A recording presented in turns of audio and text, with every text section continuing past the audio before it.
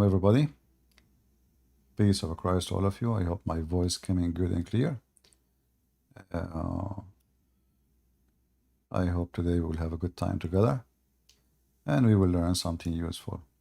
As usual, we are going live in 3 locations: in Ramble, in YouTube, and in Discord. Now, Discord is for the ones who would like to join us in the conversation, which is going to be a Muslim. So if you are a Muslim, you'd like to join us, please feel free.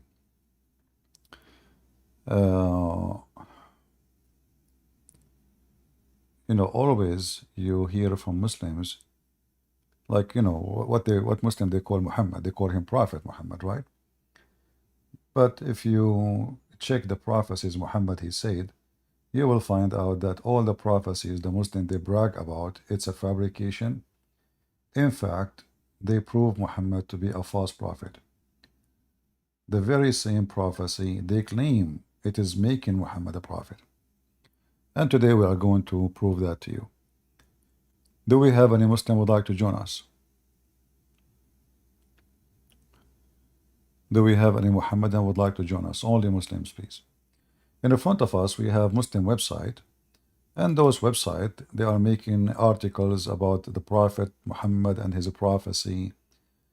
The prophecies of a Prophet Muhammad, proofs of a prophethood series. Hilarious and funny and even silly. The prophecies they are talking about will doom Muhammad. The second will examine them. Do we have, and by the way, if you want to see the screen, you can join either Ramble or YouTube in order to see the screen. I will not share the screen here in Discord unless we have a Muslim he join us and he need to see and read with us. Do we have any Muhammadan would like to join us? Career ending debate. Who wanna come to the mic? He is a Muslim. Either you end my career or we end the career of Muhammad. Anyone?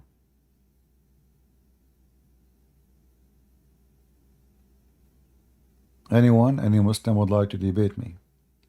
Either you end my career, claiming that I know Islam very well, get me busted, or we will end the career of Muhammad, prove that Muhammad is a false man.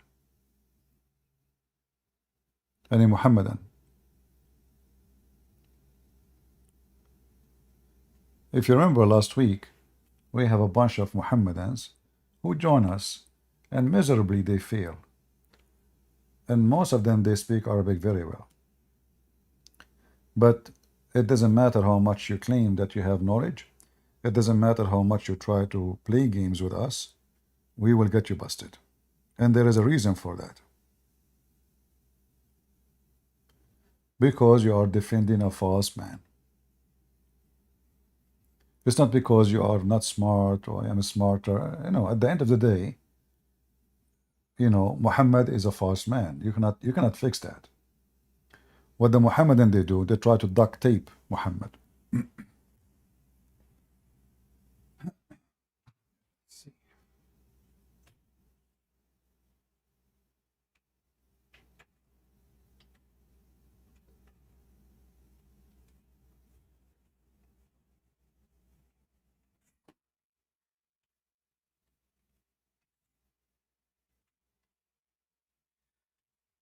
Sorry for that. I had to step away from the microphone. That's it. So, if there is any Muhammadan would like to join us in Discord, who is a Muhammadan would like to destroy my claims and prove that Muhammad is a prophet? Muhammad is a prophet like Joseph Smith? No, we cannot say he's the same. I mean, Joseph Smith, even though he's a false prophet, he is way better quality than Muhammad. I mean, we cannot compare.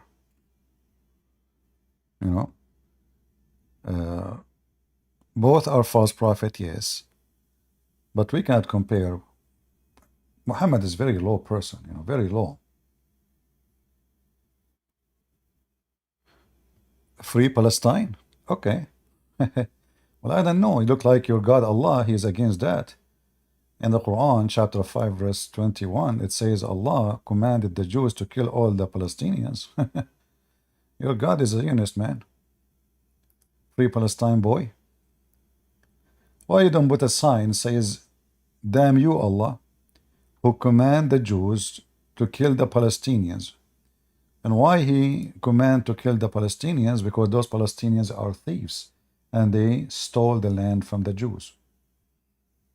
It's in front of you. It's in the Quran. Do we have any Muhammadan?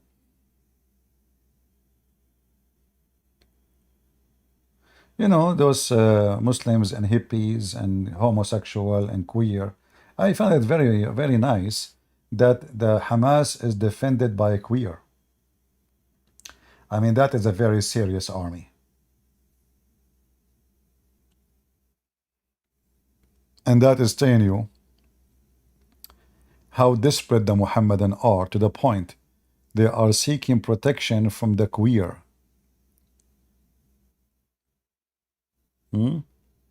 So now, can we say, may Allah and the queer protect you, brother? Do we have any Muhammadan would like to join us? We are live on air. And as you see, the number of people in YouTube are very small, which is very normal, you know. As I said to you, you know, you guys, if a Muslim, he go live in channel, he will have a couple of thousand people watching. Even if a Christian, he go live, you know, just because they open their camera, you know, they will have way more view than us. People are looking for entertainment. I'm not surprised. I know this fact. It's not new. Any Muhammadan? YouTube is a pro-Islamist? No, it's not about they are being pro-Islamist. YouTube, you know, is an a company run by atheists, and atheists, they hate Christianity, and because Islam is evil, so they found Islam very much suitable. Anything is against Christianity, they support. You know, it's like the enemy of my enemy is my friend. That's all. The same as the stupid Netanyahu when he supported Hamas in Syria, because they are the enemy of Hezbollah. That's how stupid he is. So, but at the end of the day, both of them, they want to kill you. So YouTube, you know, atheist organization, company, and we know their size. Somebody saying to me, you will die by Muslims. Well, my friend, I am an army person, and I know how coward you are. Death will happen to everybody. Everybody here is dead anyway. But what you cannot prevent, that your prophet Muhammad is dead in the ground, and he is rotten, and his reputation is smelly, so bad, smelly, stinky, and my Lord is alive. So you will die, the same as Muhammad, right? All of us will die. But there's a difference between death and death. Your prophet, he died with shame. And you know, your prophet is very filthy to the point, you know, his reputation is so bad to the point he need people to defend him. You see, nobody can speak negative about Jesus. I do not need to defend Jesus. Like, can you say that Jesus is a child molester like Muhammad? Rapist? Thief? I mean, name one thing your prophet did is not filthy, trashy, low class.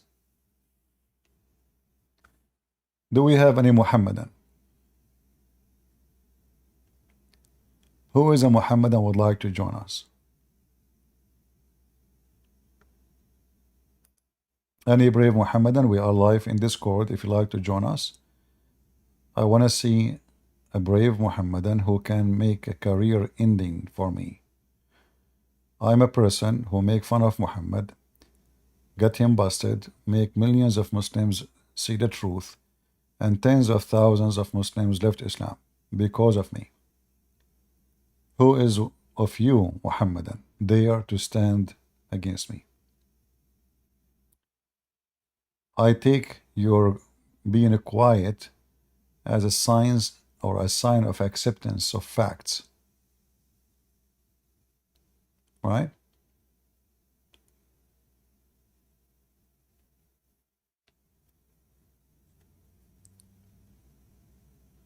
Any Muhammad and Abdul? Are we dry today? There's no Abdul. Most of Muslims are going to the bar, especially in Europe. They are in the bar. Do you remember the guy? His name is Shamsi. He made a video speaking about how his Muslim friends, he was asking them to give a wallet of somebody because he is a Muslim and a watch. So they rob a Muslim guy in the street, and he says, you know, we are Muslim, we should not do that to each other.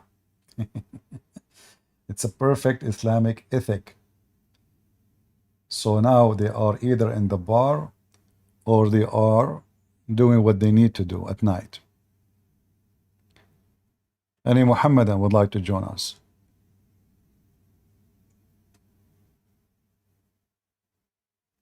Anyone? Yeah, sorry, it's Friday. Yeah, it's Saturday. But it is going to be like, yeah. But in Europe already it's night time. Any Muhammadan would like to join us?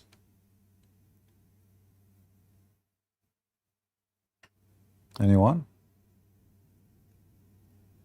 Who is a Muhammadan would like to prove to us that Muhammad is a prophet? You see, look at those articles. The prophecies of a prophet Muhammad, proofs of the prophethood series. All right. And there's an audio here, you know. And if we hear the audio, you will die laughing at the stupidity. But let us see. Here it says the Byzantine will rebound. You know, here you find one of the most funny prophecies of Muhammad, because he mentioned this prophecy after it happened.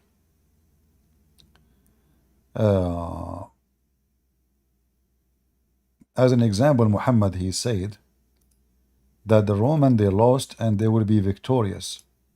Then if we check, we will find that this prophecy Muhammad, he made after the Roman became victorious. So imagine, I say that Trump, he win election in 2006, but we are in 2024.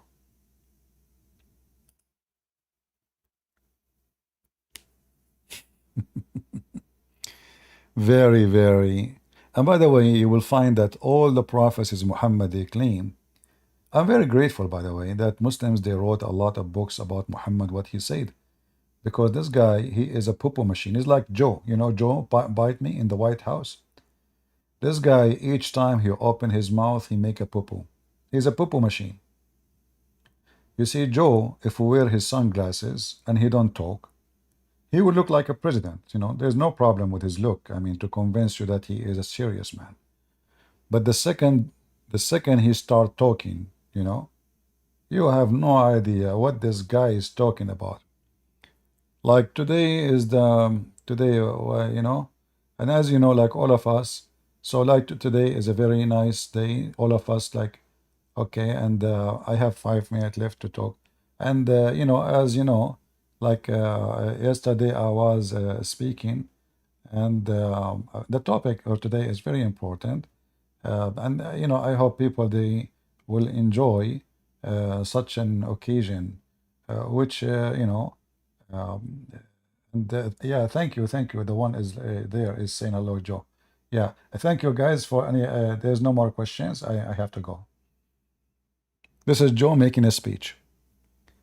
Now, when Muhammad he make a speech, you will die laughing. Who wanna prove me wrong? Any Muhammadan?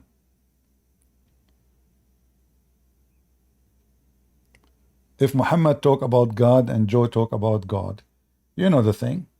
You know, like the thing, you know, we are all created by the, you know, the thing. He can't even remember the word God no more.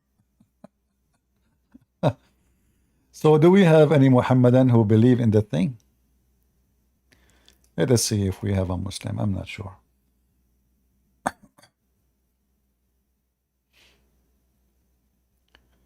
Hello, Uh, Hi, can you hear me? I do hear you. Are you a Muslim?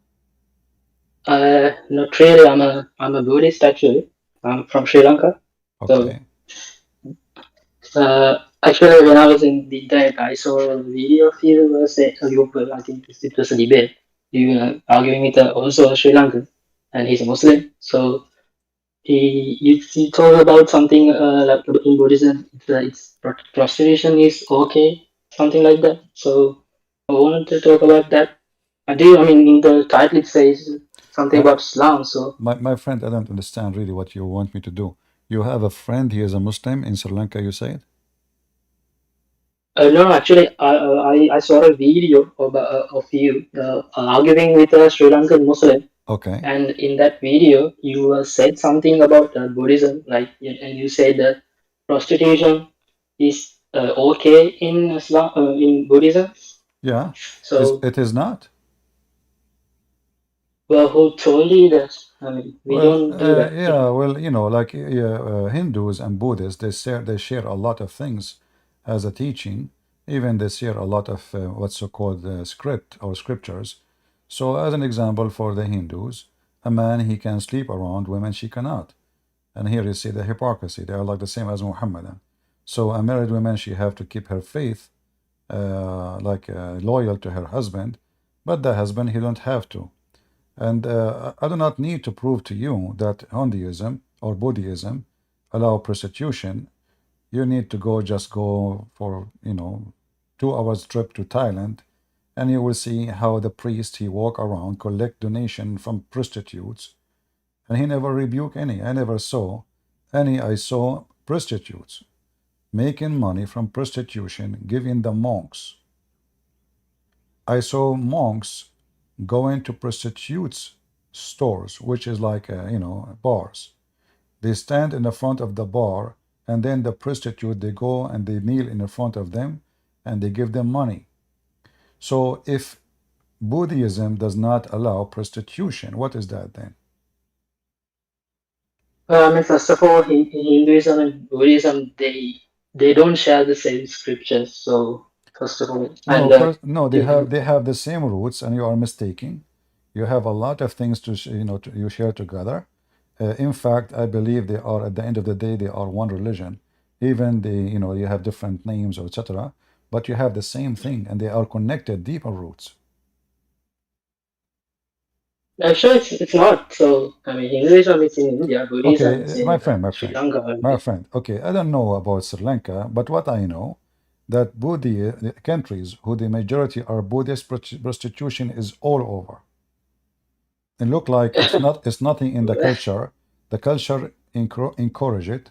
It's not against it. It's not does not condemn it. Same time, all we know that culture always is get attached to religion. Now, can you show me from your scriptures? Can you quote for me a name of a book where it says prostitution is forbidden? Can, but thing is, No, no, I no. don't have the I don't want digital you. I don't want you to give scriptures. my friend. I don't want you to give me speech. I want you to correct me. I'm not a scholar in Buddhism. I did not claim so. But if do you have any scriptures, you can give me the name of the book and the link, and I will open the page and I will open the book where it says that prostitution is a big sin. Do you have such a thing? I have a book. I mean, we have several actually, but all of them are in Sinhala, and all of them are. I have little hard copies, so I don't know how to uh, provide you with a You link. have a So book. What again, is that a book written by somebody or a book considered as a holy book for you? a holy book. Holy book. It's a book about Okay. Ty- yeah. type in the chat the name of the book in English and the page number, and if there's a chapter and the chapter number, and I will check it out. Mm, well, thing Because is, I'm at my I door. suspect there is such a thing exist in Buddhism. I don't think so. Well, yeah, I mean, I'm actually in my college right now, so I don't have that book with me. So I can give you like it's called three together, but the thing My is, the friend, idea is not three together. so Extreme your works. religion, if you cannot give me, that means you approve it. The absence of the law is no law, which means it's okay. If I say you know, if I never mention that prostitution is forbidden, that means prostitution is okay. People, they do as they wish. So the absence of the law is an approval of the act. So I'm asking you for the last time, do you have a scripture says there is a penalty or a punishment for someone who do prostitution? Yes or no? Yeah, penalty. We have penalties, and I mean, we have sins and we have good This deeds is in not the question. and Do it's you have, okay, my friend, you are wasting my time. Take care. So as you see, this is why prostitution flourished. Wearing this orange sheet, and he accept to take money from a woman. She make her money from her vagina. He is the whore, not her. So your monks are acting like whore. This is why in Buddhist countries prostitution flourish. I saw once actually a Buddhist monk. He was watching two women, three, four women, prostitute. They were fighting, beating each other. He stand as if he saw nothing. He did not even get involved to stop the fight. Those Buddhist monks are businessmen like Muhammad. Sex, money, and no work. What is their job exactly? What they do for a living? They go around and take money and food from poor people. Anyway, uh, not to mention how silly, stupid it is. I mean, like, you know, I saw people putting food in the front of toys. There's a bunch of toys, you know, in the temple, and there is an elephant and a giraffe, and a horse. Elephant have many faces, whatever, and you know, and they put the apples or they put orange, and somebody put soup, and somebody. I mean, obviously, Buddhism is just another stupid cult. Mental, you know, you have to be really weak in your IQ to believe in such a cult. If you want God to be happy, bring me falafel right now. I will talk to Buddhas and he will forgive all your sin. Even Buddha himself was a bad person. You know, they keep talking about Buddha, how he is. Go check it out. Go read his stories. This guy, I don't know why in the world this person became like, I'm Buddhist, you know, like, okay. And then when you check the history of this Buddhist, you will see how bloody it is. And we are talking about the monks. The one who created martial art is the monks, is not even the warriors. Anyway, we go back to our topic. Do we have any Muhammadan? Any Muhammadan would like to join us? Mayday, Mayday.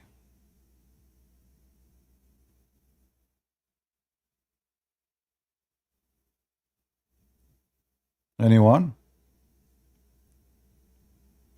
Yeah, isn't it funny you see people giving food to toys? What the heck? Give it to someone who's poor. You have extra food. Toys don't eat food. What will happen? And the flies all over the place. I mean, I mean, your God is there. You put the food there, the flies will come. Cockroaches.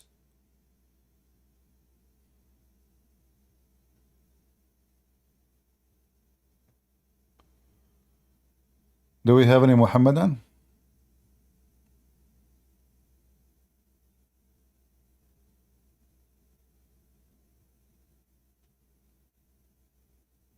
Who is a Muhammad that would like to join us?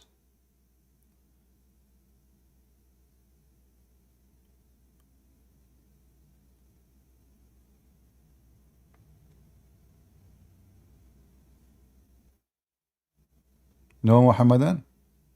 We got excited. We thought a Muhammadan would join us. It turned to be he is a Buddhist.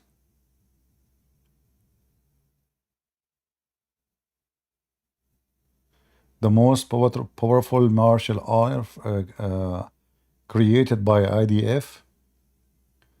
I don't know, my friend. Martial art, it have a time, but today who care about your martial art? A little kid with a little gun can take you down even if you are a giant. The days of martial art is a potato. It's gone. Oh, Calculator. oh yeah. Well, can you hear me? I hear you. Are you a Muslim? I'm not. I'm an ex-Muslim though. All right. Since, But why you left Islam, my friend? What's wrong? I was never really Muslim like that, But isn't but it I but started. isn't it Islam is so beautiful?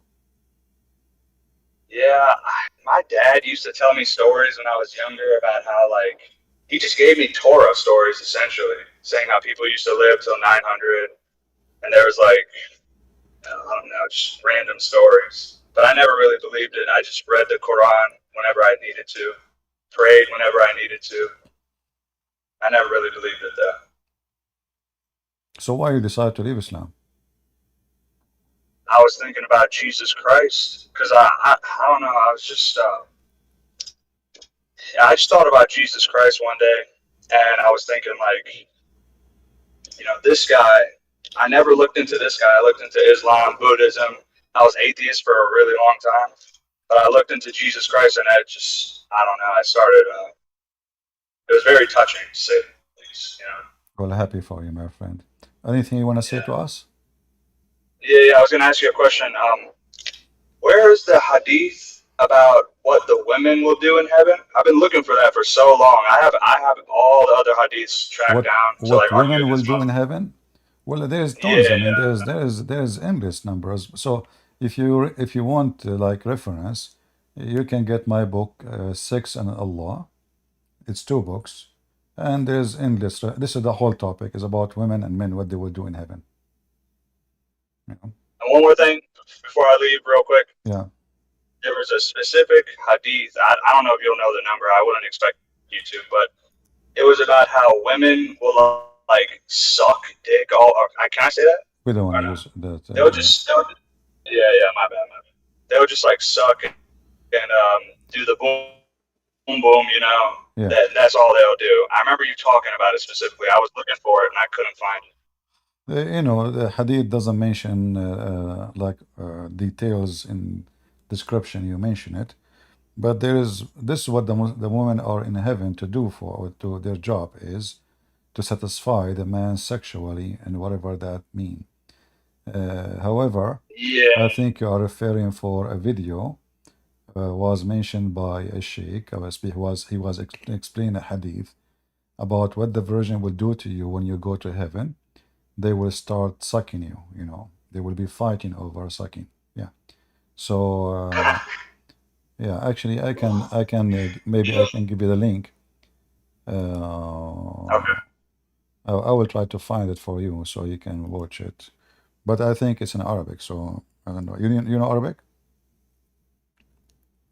No, unfortunately, I know Oh, Turkish. I'm Turkish. oh okay. Uh, Yeah. all right. We will But I see. was Uh-huh. okay. There was a YouTube channel on YouTube. I thought it was you the whole time. It's called Islam Education. I was like, yeah, this guy's going crazy or whatever, and I thought it was you, but you have your own YouTube channel called Christian Prince, and I was listening to Islam Education's video, which is essentially you, and you were talking about how it's not the Houris, because the Houris are like they're not the women from Earth, right? They're like their own creation for the men in heaven in Islam, correct? Mm-hmm. They are Yeah, and the women on Earth. supposedly they are a human too, but they are just made for sex. Yeah, but the 72 Houris are not 72 women on Earth who were born on Earth and lived No, on no, Earth and no. then Those died on are Earth. They're those like, are 72 is not an accurate number. 72 is the lowest reward for a Muslim, which means this is the bad Muslim, not the one who is a very decent believer. The one who is the I thought lowest. it was the jihad. Yeah, 72 is the I thought lowest. it was, The higher you go, the heaven of Allah have 100 a floor. and the higher you go in the floors, because let us say you are Osama bin Laden, or you did kill many Christians or Jews, etc., or Hindus, that will make you go up in the floor, and that will increase your, the number of women you will sleep with. Yeah. However, the Yeah. 72 women, each woman she have 7 maids, and every maid have 7 assistant, and every 7 assistant, each one of them, she have other 7 helper. All of those, they will sleep with the man. So if you calculate the numbers, you will end with thousands, even for the lowest. Amazing. Yeah. That sounds ridiculous. And But there is tons of is there any videos. further? Uh-huh. Is there any hadith on specifically like the women on earth? Like this is what you will be doing, not like the hori or whatever that you can Uh, remember. Anyways, if you can, it's well, fine. I'll just find. I'll there just is read your many book. hadith, but the Quran or the hadith don't favor the women on earth. It favor the women in heaven because they are way more pretty. And like now, when a Muslim woman, she make her husband angry, the whore in heaven, she will shout at her, even though she cannot hear her. She will shout at her, and she says, "Why you are hurting him? He is just passing by." All right. So the women in the heaven, the whore, the one Allah made, they are way more quality to satisfy the need of the Muslim man. The women in the earth, they are not quality at all compared to them. Yeah. Yeah. We And can share by the way, some. if there's like a Muslim who wants to get on, my Yeah. bad. If there's a Muslim on that wants to get on the stage, you can kick me off whenever. I don't really care. No problem. But I also have one. Uh, Because I was arguing with an imam. I was arguing with an imam, right? With my uh, mom and her friend, and she's like, she wants to leave Islam. She knows it's whack, but she just doesn't have any proof. So I was arguing with the imam, and I brought up the topic of Aisha, and he said that she wasn't really 8 or 7 or whatever the age is in the hadiths. The reason why he said that is because the age was counted after somebody hit puberty. Why? Like, how do you even argue against that? well, It's this stupid. is No. false. This is false. Do they say that their prophet he was 40 years when he became a prophet? Did they count that after puberty? I mean, since Thank when? you. I never heard of I somebody that his age start whatever the woman, she never have think I'm. such a thing. She is still 1 day old. Yeah. No, I know it's ridiculous. No, this is false. So I asked him. I'm like, oh, how old was Muhammad? Yeah. And they just go, oh, well, Muhammad was whatever years old he was. So yeah. it's ridiculous. Those who make those arguments is just trying to duct tape Muhammad. And Aisha, she said, I was 6 years old when I married Muhammad. So if this is true, that means Aisha, she married Muhammad after she have her puberty, as he said. But we have hadith saying that Aisha, she was playing with her toys when she was 14, and yet she didn't have her puberty yet. And this is more than 8 years after marrying to Muhammad. Plus, why a wife she is playing with her toys if she is reaching the puberty?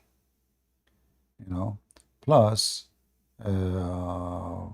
when Aisha and all the companion they say she was 6, you need to ask the person where you get this is from, that women they count their age after the time of a puberty.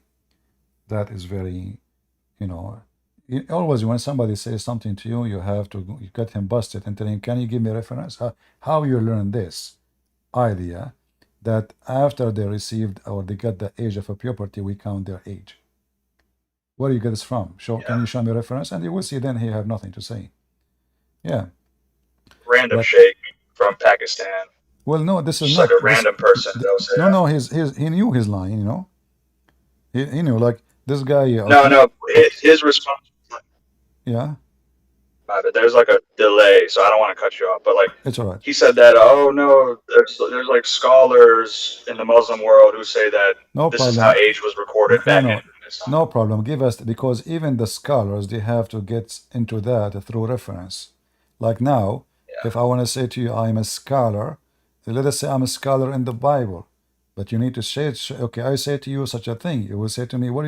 Can you show me where it says that in the Bible?" So, if I am a scholar, I have to back up what I say. This is what scholar mean. Scholar is someone have yeah. knowledge, and his knowledge is something he learned about his religion. So where you learn this in your religion, this is a fabrication. And as you see, nowhere we find what they are claiming. All the hadith says it clearly that Muhammad, he did marry her at the age of 6, and he did full intercourse at the age of 9. At 6, he was fondling her, molesting her. At the age of 9, he did have intercourse. The mother of Aisha, uh, in the hadith, it says that she had to feed her. I don't know if you can see my screen. I will try to find you the hadith. Cucumbers and dates, I know that one. So she can Exactly. get plump for Muhammad, Yeah. which So is just so filthy. if Muhammad, if the girl, she was really in the age of a puberty, how come she is so skinny and so small? And then the mother of Aisha, she had to feed her like a goat in order to be, ready for boom boom. So it's a very Okay, false argument Muslims they come with. okay, I got a weird question to ask you that ties in with this.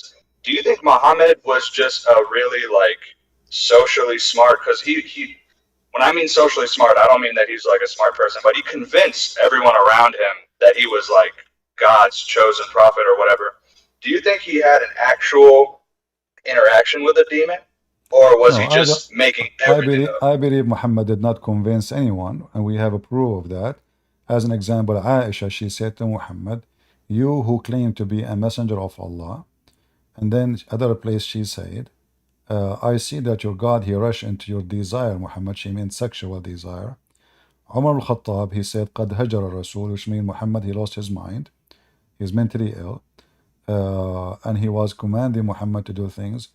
And we know we have reference from Muslims themselves saying that only 70 people, most of them, they are his slaves. They believe in Muhammad, which means the white men and their slaves. The slaves, they don't count because they force them. They follow always the religion of the master. So they don't have their own choice. So Muhammad, he spent long time. He could not convince even 70, and most of them, they are even slaves who have no choice to believe or not. If we check who are those who migrate with Muhammad from the free men and women, we will find that they are very, very few. And the reason for that wasn't really because Muhammad was convincing. As an example, Omar and Abu Bakr, they side with Muhammad because they have, a marriage relationship with him. So they have no choice but to join Muhammad. Ali is the same. He married the daughter of Muhammad. So it was a family business more than it was a convincing. Muhammad is a big stupid idiot. He could not convince anyone. In fact, there's a hadith says, Muhammad said, if 10 of the Jews convert to Islam, only 10, the rest of the Muslims will convert. So he failed even to convert 10 Jews. 10. Can you give me the reference to that if you don't mind? Yeah, If you have it, if you don't, it's fine. yeah, it's a screen. And the Muslims, they lie in the translation. They say among their chiefs. That's false. What the chiefs? They don't have 10 chiefs. They have one chief. Same. So it says had only 10 Jews. Nowhere it says chiefs. Accepted Islam, the rest will convert. But he could not even make 10 Jews. But later, when Muhammad he conquered the Jews, he forced many Jews to say Shahada or die. You know. So Muhammad never he just a stupid fool. And we can prove that easy. He could not convince anybody. This is why you see in the Quran, the Arab, they kept making fun of the Quran, saying this is nothing but a silly fairy tale. So if Muhammad was convincing and the Quran was amazing as the Muslim they claim, all those verses is the Arab making fun of the Quran. So he could not convince them by the word of God. How he can convince them by the word of him? Right. Yeah. We have a session. Are you a Muslim session? Session. Are you a Muslim?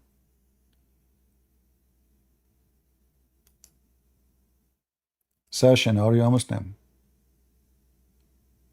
I don't know. He muted himself. We hope he will be back. So yeah. So as I say, Muhammad, he could not convince anybody, and the Arab. You know, this is one of the funny things. The Muslim, they lie. They say that the Quran was amazing. Well, if it was amazing, why the Arab in the time of Muhammad they laugh at it? All those verses, you can Yeah. check them one by one. Do you believe that he actually had like a demonic encounter in that cave though? I don't When he know was really. I wasn't. I mean, you know, what I know that Muhammad for sure suffering from mental illness. There's no question about that. Let us say he is a fool who became successful in the best scenario. yes. Yeah. I And believe he was successful though with what he no, wanted to do. he was successful to spread his people to believe in him at the end of the day. But Yeah. he was not successful in his lifetime because simply he died horribly. People hated him. He forced people to convert to Islam, and you can imagine how many people were cursing him every day in their heart, even though they don't dare to say it by their mouth because he is a very filthy man. So, like the same as I say, well, a terrorist, he is successful to kill, but he is not successful to make people love him. And because I argue with Muslims, and some of the proofs that they give me that the Quran is like a miracle or whatever, they bring up scientific proofs that the Quran predicted that the Big Bang essentially, and that Earth has like a rotation, or that everything rotates around back in like 632. And do you understand what I'm saying? I might not be making that much sense, but Yeah, but that you know the fact is, when the Muslim they mention those things, you can go and read it, and you will see that the Quran is making a stupid statement. If the Muslim believe in the Big Bang is a theory, is not a fact. Number one. Number two, this is the verse they show, chapter 21, verse number 30, and it says here, "Don't the disbelievers see? Don't they see?" Like the translation here says, "Haven't those who disbelieve known?" So it is something they knew. In fact, in Arabic it says they see. So he's not talking about Big Bang, he's talking about something we know and something we saw already. So don't the disbeliever knew that the earth and the heaven they used to be one and we separated them? This is because Muhammad is a stupid fool. He claimed that the earth was with the sky connected, and then Allah he raised up the sky. This is why you will see the Quran saying the following, that the sky become a roof, and this roof Allah he lifted up. it's ridiculous. There was one though in the Quran. It was If you how here like see, space expands. if you see here I the roof, yeah, I'm the driving. My bad. I'm driving. I can't see anything. okay. Well, you should be careful, my friend. I'm good. I'm good. Any claim the Muslim they claim about miracles and about etc. All we have the books, their books, which is going to prove them to be false, and their statement is false. So according to the Quran, Allah he made the sky a roof, and then the Muslim they will make an article saying, "See, this is talking about the Space or atmosphere, something. the atmosphere." Yeah. You know, no, it is the sky who is protected, not the earth. So nobody can go to the sky. It's not the opposite. So as an example, the Quran make it clear that nobody can go up to Yeah, the I know that sky. yeah, they can't leave Earth's atmosphere, and if they try to, Allah will like burn them or something, right? Exactly. Allah will shoot them, you know. And this Yeah, is but again, I was watching that video of the argument you had with somebody about that verse. In that verse, it does say if Allah allows them. So their excuse will be like, "Oh, no, Allah no, allowed us. no, That's why we no, left the no, atmosphere." no, no. It doesn't say that. The verse is speaking about you cannot go without authority. And the verse Yeah, is so yes, clear, he is challenging them. It's so clear. Allah is challenging them. It says you have no power. And if you try, because how we know that he is challenging them and they cannot, he will shoot them in the verse after it. Right? yeah. But it does say Allah authority without my authority. So would the Muslims will argue that Allah gave them the authority to no, leave. no, because Allah will shoot them, the one who have authority only angels and prophets. Ah, okay, that's Yeah. what it says in there. And the verse is so clear. You cannot go without my approval, and try, and you will see I will send against you both heat and fire and brass. So the verse is so clear that if you try, and you will not escape. It's so clear, and you will not escape. But Muhammad, he never thought that time will come, and a human being will be able to go to the space. There's another thing involved in space. It was saying that like during the end times, the moon and the sun will collapse into one another. That just doesn't make any sense, even if it was true, because it wouldn't do anything. It's not about what makes sense or what makes sense, because if God decide to do so, that will happen. Why not? But Muhammad, all his prophecies about anything, including astronomy, proven to be stupid and false and funny. And that's why we are waiting for any Muslim to come and join us and give us any of his prophecy so we can see and check them out. You know? They're too scared to debate you, man. They're too scared. Well, You're too good at this. I'm not, I'm using their books. They have to debunk their books, not me. That's why they don't want to debate, because they argue with someone who do not know. But if you show them from their books that what they are saying is false, like here, what kind of God he says such a thing that you cannot go, and why? What the challenge is about. O a company of jinn and men, if you have power to penetrate all regions of the heaven and the earth. First of all, the Quran teaching us false information about where we are.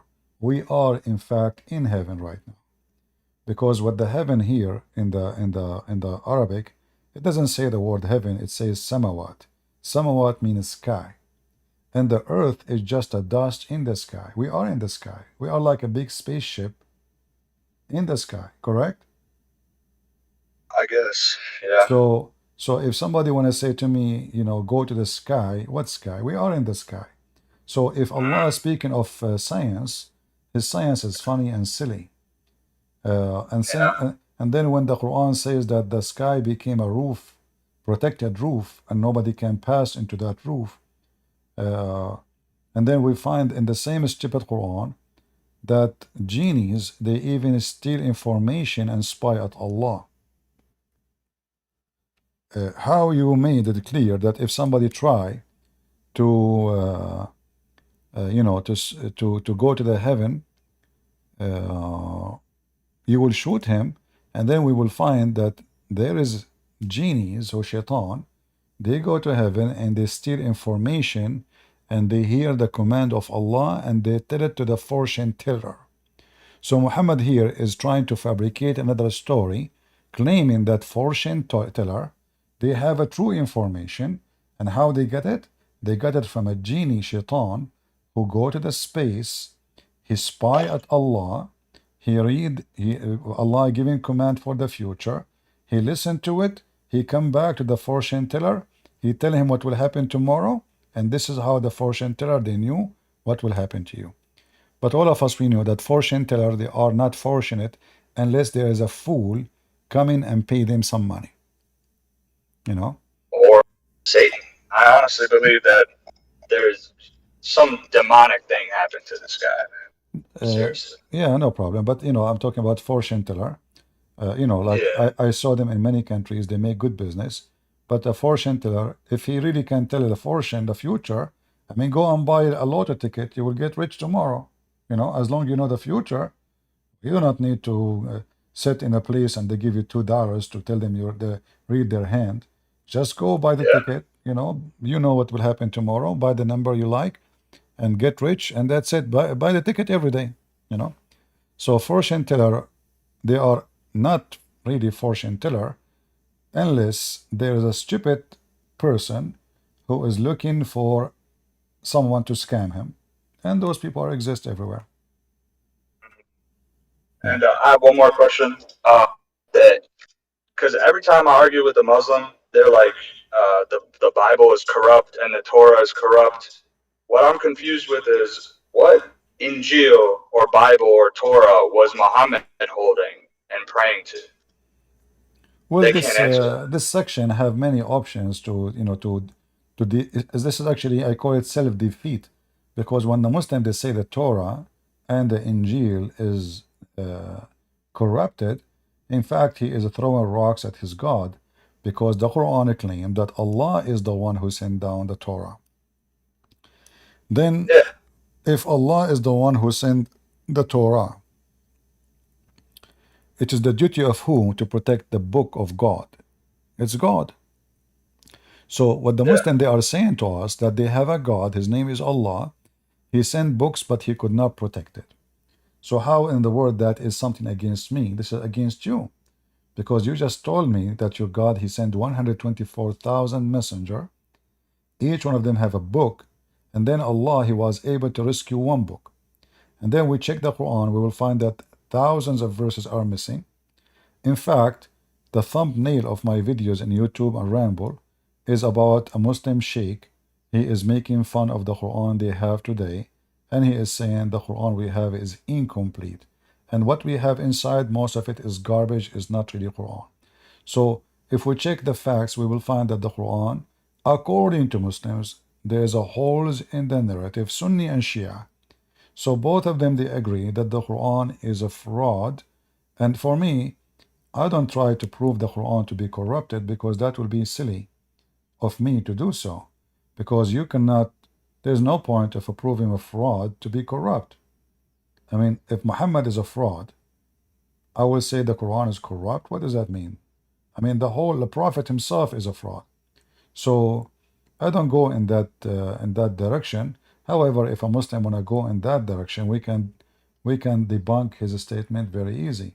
The Quran says, as an example, that corruption of the book is a change in the location of the word. Change in the location. Of the When you said words. it, like, Huh? of the words. Yeah. Like in chapter 4, verse number 46, and chapter 5, verse number 13, and chapter 5, verse number 41, all of them they are saying, it's saying that the corruption is by changing the location of the words. So if you change the location of the words, you are corrupting the book. And if you go and read the story behind it, you will find that a Jew, he put his finger over a verse. He did not change the Torah. He just covered a statement about stoning to death. That was the verse here, speaking about changing the location of verses. But you notice that all the Quran and all the Muslims agree that the Quran, all of it, is nothing but a process of a change in location of verses. As an example, the Muslim they claim that the first chapter Muhammad he received is where the angel told him to read. And that chapter now in the Quran is all the way at the end. It is chapter 96. So if this is the first chapter Muhammad he received, and he did not give him a chapter, by the way. I mean, those Muslims, they gave them names, they make them chapter, trying to make a book like the Bible. Otherwise, the Quran never have verse number and chapter number. This is always a joke. But It's when not the even chronological order. no, Like, never exists. There's it no, doesn't even. there's no verse number and chapter number. This is false. But when they try to make a book, they try to make it look like the Bible, because the Bible is very much organized in details. Yeah. So you can find something in 2 seconds. So the Quran was trying to make a copy like the Bible, But even that failed because look, this is a chapter 96. According to Muslim, this is chapter number 1. Who is the one who gave you the authority to change the location of the words of Allah? If Allah gave it to you as a first chapter, then it should be in page number 1 in the Chapter Quran. 1. Exactly. Ah, I see. Yeah. But as you see, it's chapter number 96.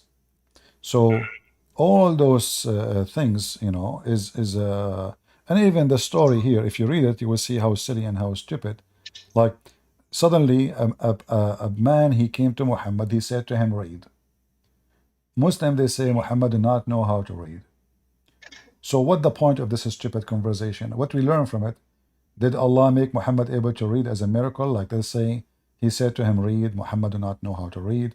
Allah told him, read. So Muhammad ended reading? No, still he cannot Yeah, read. So the whole Allah would know conversation, that he knew. yeah, the whole conversation is stupid. And then it says here, Allah, he created the man from a clot, which is stupid because who in the world want to believe that a human being is created from a clot? Dead blood. That is stupid. Yeah, And the second they, mistake, they say that's a leech. Allah, he taught everything by the pen, but Muhammad himself did not know how to write, how to read. I mean, how he taught you by the pen? Allah, he taught you by the pen. And then the one you are talking to, you do not know how to use the pen, and he do not know how to read, isn't even his name? So how I it should have had a resume open for people. no, this is stupid. I Pick mean, the worst guy. if I say to you, I, Allah taught by the pen, that's mean Allah is speaking about how he is teaching people. But the prophet he is talking to, he do not know how to use the pen, neither he can read his name. So how he taught us by the pen? So the whole story is just stupid. So by the pen, and he taught the man what he do not know. And then if we check the Quran, we will find Allah, he taught us that the sperm became a dead blood clot, and then the blood became a lump, and the lump became bones, you know, and then the bones Yeah. at the end covered by the flesh. Is that how what God he taught us in Islam? Yes, but this is silly. Or the In women that should have verse, oh my bad. it's all right. That verse 23:14. When I translate the Arabic from like I use Google Translate, it says leech. I know that's not what it actually means, but can you clarify that? Well, no, this is a false translation. Like, you know, they made a conference. They brought a guy from Canada, his name Dr. Morse, and they gave him a good check, and they gave him false translation of the Quran. And then they start spreading what Dr. Morse he said. He says, I'm amazed that the Quran is speaking about that, like when the egg attached to the womb will become like a leech. But this is a false translation. Nowhere it says like a leech. It says like a clot. And all what you need to do is just to change the translator, and then you will find how the Muslims they lie. We will not use even a Christian translation. Actually, this website does not have any Christian translation. All is Muslim translation. You will see that the translation is so clear, and I will show you the most terrorist translation, Hilali Khan from Pakistan. It says, and we made the nutfa into a clot between bracket, a piece of thick coagulated blood, as you see. So where is the leech they are talking about? This is a dead leech, yes, as a blood, dead blood, but not What's like the a word? leech. What's Alaqa, the Arabic? Can you say it? alaqa, Allah. alaqa. Yeah. So they'd say the Muslims I'd argue with. They're like alaka means there's three definitions for it. One of them is like blood clot. Another's just like a clot, and then they say the third definition of that word is leech, and they just go Well, with leech every time. we can prove if this is what it's mean or not from the hadith. So I can go right now, and you will see Muhammad again making poo-poo. Dr. Muhammad suddenly, Muhammad became astronomer, doctor. He knows everything. So Muhammad he made it so clear by what he meant by alaqa. First of all, Muhammad he claimed the stages of how the baby is made. And if you read all those stages, you will see proving that Muhammad is a fraud. So according to Muhammad, as an example, in the stages, the dead blood will become the semen will become dead blood, and then the dead blood will become a lump, and then the lump became a bone, and then the last thing Allah decide if it's going to be male or female, and that alone is enough to prove that Muhammad is a fraud. And this is another example. This is a Sahih hadith. Muhammad claimed that this is the process of creating the baby, as you see. So he said, a drop of semen remain in the womb for 40 or 45 nights, and then the angel come, and the process of creation will start. Uh, this is alone again prove Muhammad to be fraud, because semen, we do not need to collect semen. Only one will activate the egg, and no, woman is not collecting semen, and the semen can live maximum of 5 days, not 45 days. And the verse doesn't even mention the egg or it becoming a zygote or anything like that. Yeah, it says the It just goes semen, from sperm to the blood. semen, as you see, a drop of discharge, i.e., a semen. O Lord, a clot. O Lord, a piece of a flesh. So according to Muhammad, the semen itself became a clot. The clot became a piece of a flesh, and then at the end, Allah decide if it's going to be male and female. When in fact, we know by science today that the semen itself will decide right away if the baby will be male or female. It's not the last thing. It is something already determined from the beginning. So all those explaining by Muhammad, proving Muhammad to be a false man. And how do you say this word? Is it mufakafta? How do you say it properly? I think you know what I'm talking about. Which one? Mufakafta or whatever. It's like I don't want to be too vulgar, but before the girl is able to Mufakhada. mufakata. Yeah. Yeah. Where is that written anywhere? Fandal. Yeah, fondle. Yeah. Well, Aisha, she was, in the house of Muhammad. And this word is used many times. Even if Aisha, after she have her period, Muhammad, he used to do that. So the hadith says, as an example. And could you give me the book that it's from and the number just this one time, if you don't mind? Because I want to show people when I'm arguing with them that like this mufakafta thing is actually Aisha, she said, Allah would fondle me while I was fasting, and he had the most control among you of his limb. His limb is talking about his penis. So here you see how funny and how silly it is. This statement here, how somebody is fasting and he is so good in controlling himself. I mean, if you are controlling yourself, you absence from doing it. I mean, it's just a few hours and you can do whatever you want in Islam. So how he is fasting and now he is putting his private part between her legs, and this is during the time of fasting, you know. Could you give me the number or the hadith to that, please? This is Jami' al-Tirmidhi, hadith number 728, and this is Sahih.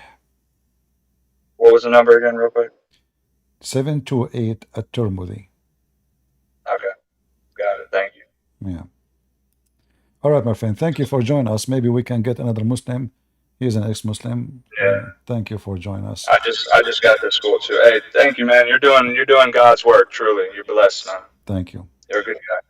Thank you. And I don't know how to leave the state. Oh, there it is. Okay. Take it easy, Christian Prince. God bless you, man. Take care. You're a beautiful soul. Peace. Bye bye. Love you. Hello. Yes, Scope. My friend, she is a Muslim. She will come in about like an hour maybe when her parents go to sleep because she's scared actually that they will hear her talking to you. Well, I just want to say she's not like knowledgeable about Islam, so like don't debate with her about it. She just want to ask a question about the Bible and such things. So when she come, like I will raise my hand as well, so I'll tell you that this is her and stuff like that. Well, I don't know if we will be here for another hour, but I hope before before we leave, she will show up. We will see. Thank you. Okay, thank you. All right. Do we have any Muhammadan would like to join us? You know, by the way, Muslims, when your prophet, he said that semen stay in the womb for 45 days, I think he was talking about my semen. Yeah, because you know what happened? I will tell you where this is coming from. Even this word is coming from because of me. So I was in the sea, you know, and I used to do fishing, so they call me seaman. That was me. And I was in my mother womb for more than 45 days, I assure you. I mean 45 days, Muhammadan, the semen stay there. Isn't it obvious that your prophet is a potato? You can go right now and check and you will find that semen can live maximum of 5 days, maximum. So what, Muhammad, he have only 40 days mistake? Not a big deal. Okay, Sashin, go ahead.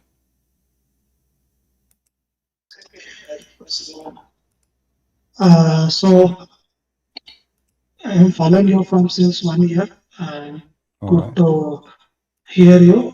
So many debates I heard through your YouTube channel. It's really good. So I had a few questions. Recently, I completed reading the Gospels, the Mark, Are you a, Luke, are you a Matthew. Muslim? No, I'm not. I'm Christian. All right. But you know, Yeah. I So have for some reason difficulty to understand what you are saying. If you try to speak more clear, you know, I have accent, you yeah, have accent, so you know we have to be careful. Go ahead. What do you want to say to me? yeah. So I have recently completed reading the Gospel. So the Mark, Luke, New Testament, I would say. The Old Testament has recently started, so I have few doubts in the Old Testament. In the Old Testament, we had this violence of My friend, circumcision. my friend, I don't understand you. Sorry, I apologize. I have really difficult, hard time to understand you. All right. Is it audio not clear, or I mean, my accent? I'm I not don't able to think get it's it. your fault. I think I am not able to understand your accent. It's too difficult for me. It's not about Oh, you. is It's it? about me. Anyway, our program here is about Islam. I don't want to change it to be talking about the Bible, but I don't mind if somebody asks me a question. Uh, however, we prefer to keep our topic in what we are here for. There's many channels, there's many places. If you have a question about the Bible, you can search. There's many interpretation. They can help you. Here, I would like to do what nobody can do. My specialty is Islam. The Yeah, Bible, all right. Yeah. The Bible explanation. There's many Christians. Maybe they can even do better job, even than me, for many reasons. First, English is not my language, and Okay. the Bible is a very deep topic, and you need Mm-hmm. really to be equipped with the language you want to explain it with. The Bible Okay. is not the same as the Quran, silly, stupid books. Uh, Yeah, I know. so it is like when you read about as an example, Jesus speaking on the Mount of Olive. Uh, it's not, you know, it's not just a statement. I can read it for you, and you can read it better than me in English. But in order to live to live it, uh, you know, you can do way better by having the skill of the language. Like when Jesus says, "Love your enemy," it's just you know, a few words. It's not much, you know. Love your enemy, but that word alone, Yeah. that sentence alone, I can make a book about it. And if I have the good skills of language, whatever language I will speak, I can make a lot of beautiful speeches about Mm-hmm. one sentence of Jesus because it touched Yeah. everything we need in our life. It solved many Mm-hmm. problems for our life. You know, one verse can make us live better. Can we make even can involve our economy? Because you know, every country. I am assuming you are from India, right? Yes. India is a poor country, generally speaking. Yet, but they have to spend billions of dollars for military. But India need more schools, more you know jobs, more accommodation, more universities, more hospitals. But we have necessity of defending ourselves. So what we do, we have no choice but to spend a lot of money. But if the whole world practice one sentence of a Christ, Love your enemy, there's no enemy left. And security Yeah. is not an issue. All of us, number one issue for us in life is security. Securing your window, securing your door, securing your health insurance, securing your income, securing. One sentence of Jesus can make this earth heaven if we practice it. So this is how different between the teaching of Christ and the teaching of the stupid Muhammad. Muhammad was busy making stupid stories, like the lizard is talking, and the lizard he was blowing wind at Abraham, and the enemy of Allah is the lizard because he was trying to kill Abraham, and the frog we should not kill the frog because the frog when he speak he worship Allah. All those stupid things Muhammad was busy with, while Jesus was teaching us what we need to succeed and live a better life. Muhammad was busy telling us stupid fiction stories. It doesn't even fit with the brain of a kid. He is 5 years old. This Yep. is why the Bible need really a good skills in language. I'm not saying I can't explain the Bible, absolutely not. But I wish I speak a better language because I feel always that I did not give the Word of God its value because of my disability, not because the disability of the Word of God. Yeah. No, I have a basic question is, in the Old Testament, we have, violence kind of tooth for tooth. Yeah, they used to sacrifice the lamb. In the New Testament, in the modern, now currently we don't follow that. Is it any specific reason? Why do we do that? Well, the very simple reason that the sacrifice people they do, supposedly it's about, our sin. So your sin, you do like when Abraham himself, he, he was going to sacrifice his son because Yeah. simply he knew if he refused, that will be a big sin in the eye of God to disobey. But God don't want Abraham to sacrifice his son really, and he was just seeing how far Abraham can go with obedience to God. Like, what if I ask him to kill his son? Is he willing to do it? Abraham, he was willing to go all the way to the end in order, and his son obeyed too. So the son and the father both they were obedience. The son he did not say no, God you cannot, Father you cannot kill me.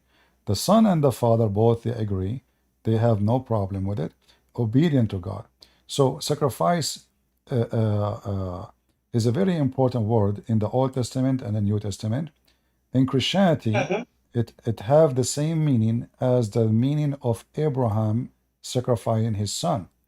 But the difference is that if you read the story on Abraham, that God he sent a ram, and that ram was sacrificed instead of Isaac. So in the New Testament, God he did the same thing, but this time he sent his only begotten son, and his begotten son was killed by those who don't believe in him. So this is why we Christians, we believe that the biggest sacrifice is the sacrifice of Jesus. It's not us who sacrifice him. It's not us bringing Jesus and killing him as sacrifice to God. No, this is not what we believe. But Jesus himself, he sacrificed himself. So if there is a better sacrifice than this, there is none. So Jesus himself, he did what he needed to do to save us and to open the door for us to salvation. This is why our Easter is about Jesus. The Jewish Easter is about sacrificing. Yes. If you see in the Old Testament, we have the stoning to death as well, and that we don't have in New Testament. Again, I don't understand you. You are speaking a little bit fast. So again, say what? So in the Old Testament, we have stoning to death, right, for adulterers if they do. But in the New Testament, it says you should not look into it. Lustful thought, it is there, but it has been removed in the New Testament, right? No. First of all, there's nothing removed, and nobody said such a thing. What Jesus did, Jesus said, I came to fulfill, not to destroy. So the law in the Old Testament, it's not destroyed. But, remember, the law of the Old Testament, it was for a country. Their king is a prophet. So they were practicing the command of God, and the whole country is under religious command. It's not a civil command. The prophet himself is the king. The prophet himself is the judge. The prophet himself is the ruler. And the prophet himself, he is going by the command of God. So nothing is taken away from the New Testament. And if somebody says to you it's taken away, that's a lie. Jesus says clearly, I came to complete, not to destroy, which means it's still there. And then somebody will say to you, well, Jesus, when they brought a woman, she committed fornication. Jesus, he did not judge her. Well, Jesus, he saw the hypocrisy of the Jews. And the story there is so clear. He says, the one of you, he did not, commit sin, throw your rocks. You can come So forward and he put us knew on. each of them are guilty in the same crime. Obviously, they are fornicators too, but they are hypocrite. So in a society of fornicators, you cannot, you are not qualified to judge the fornicator because you are a fornicator too. So Jesus did not say to her, you can fornicate. Jesus said to her, I don't judge you, for God, he can forgive. And he said to her, go and sin no more. He didn't say, fornicate and don't worry about it. Nobody will judge you. I don't judge you. Go and sin no more. Same time, the story there's something missing in the story. They brought a woman. Where is the guy? Have you ever heard of a woman she fornicate by herself? No way. So they are going after the weak person. Maybe the man, he is a rich man. Maybe he is a powerful man. So in society, which is not just, they go always after the poor person. Like in the Middle East, if you kill a human being and you are rich, the police, they put the case against unknown, just pay them some money. You pay the money to the family, they drop their charges. The rich man always get away with it. If a woman, she is from a big family and she is rich, and she is a whore, literally she fornicate with everybody. Nobody speak about her. But if a woman, she is poor, everybody will show her name in their mouth, and they will make fun of her, and they will spit at her. So, Jesus was examining their hypocrisy, that they claim to be men of God, but the fact they are men of privilege. So there's some have a privilege, so they can fornicate, they can kill, they can steal, they can rape, and they can get away with it. And if you are poor, all the law in the world come to you. Even like here in USA, if a person, he dropped one mail, if you are working as a post office person, and you drop the commercial, it's not even letter, you drop them in the garbage, you face up to 5 years in jail.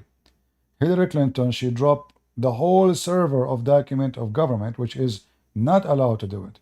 She did not spend 1 day in jail. So even today, nothing changed. If you are rich, if you are powerful, if you are part of the gang, the mafia, you are very well protected. If you are poor, you will be in jail in 2 seconds and people will spit at you. So this is why Jesus is different.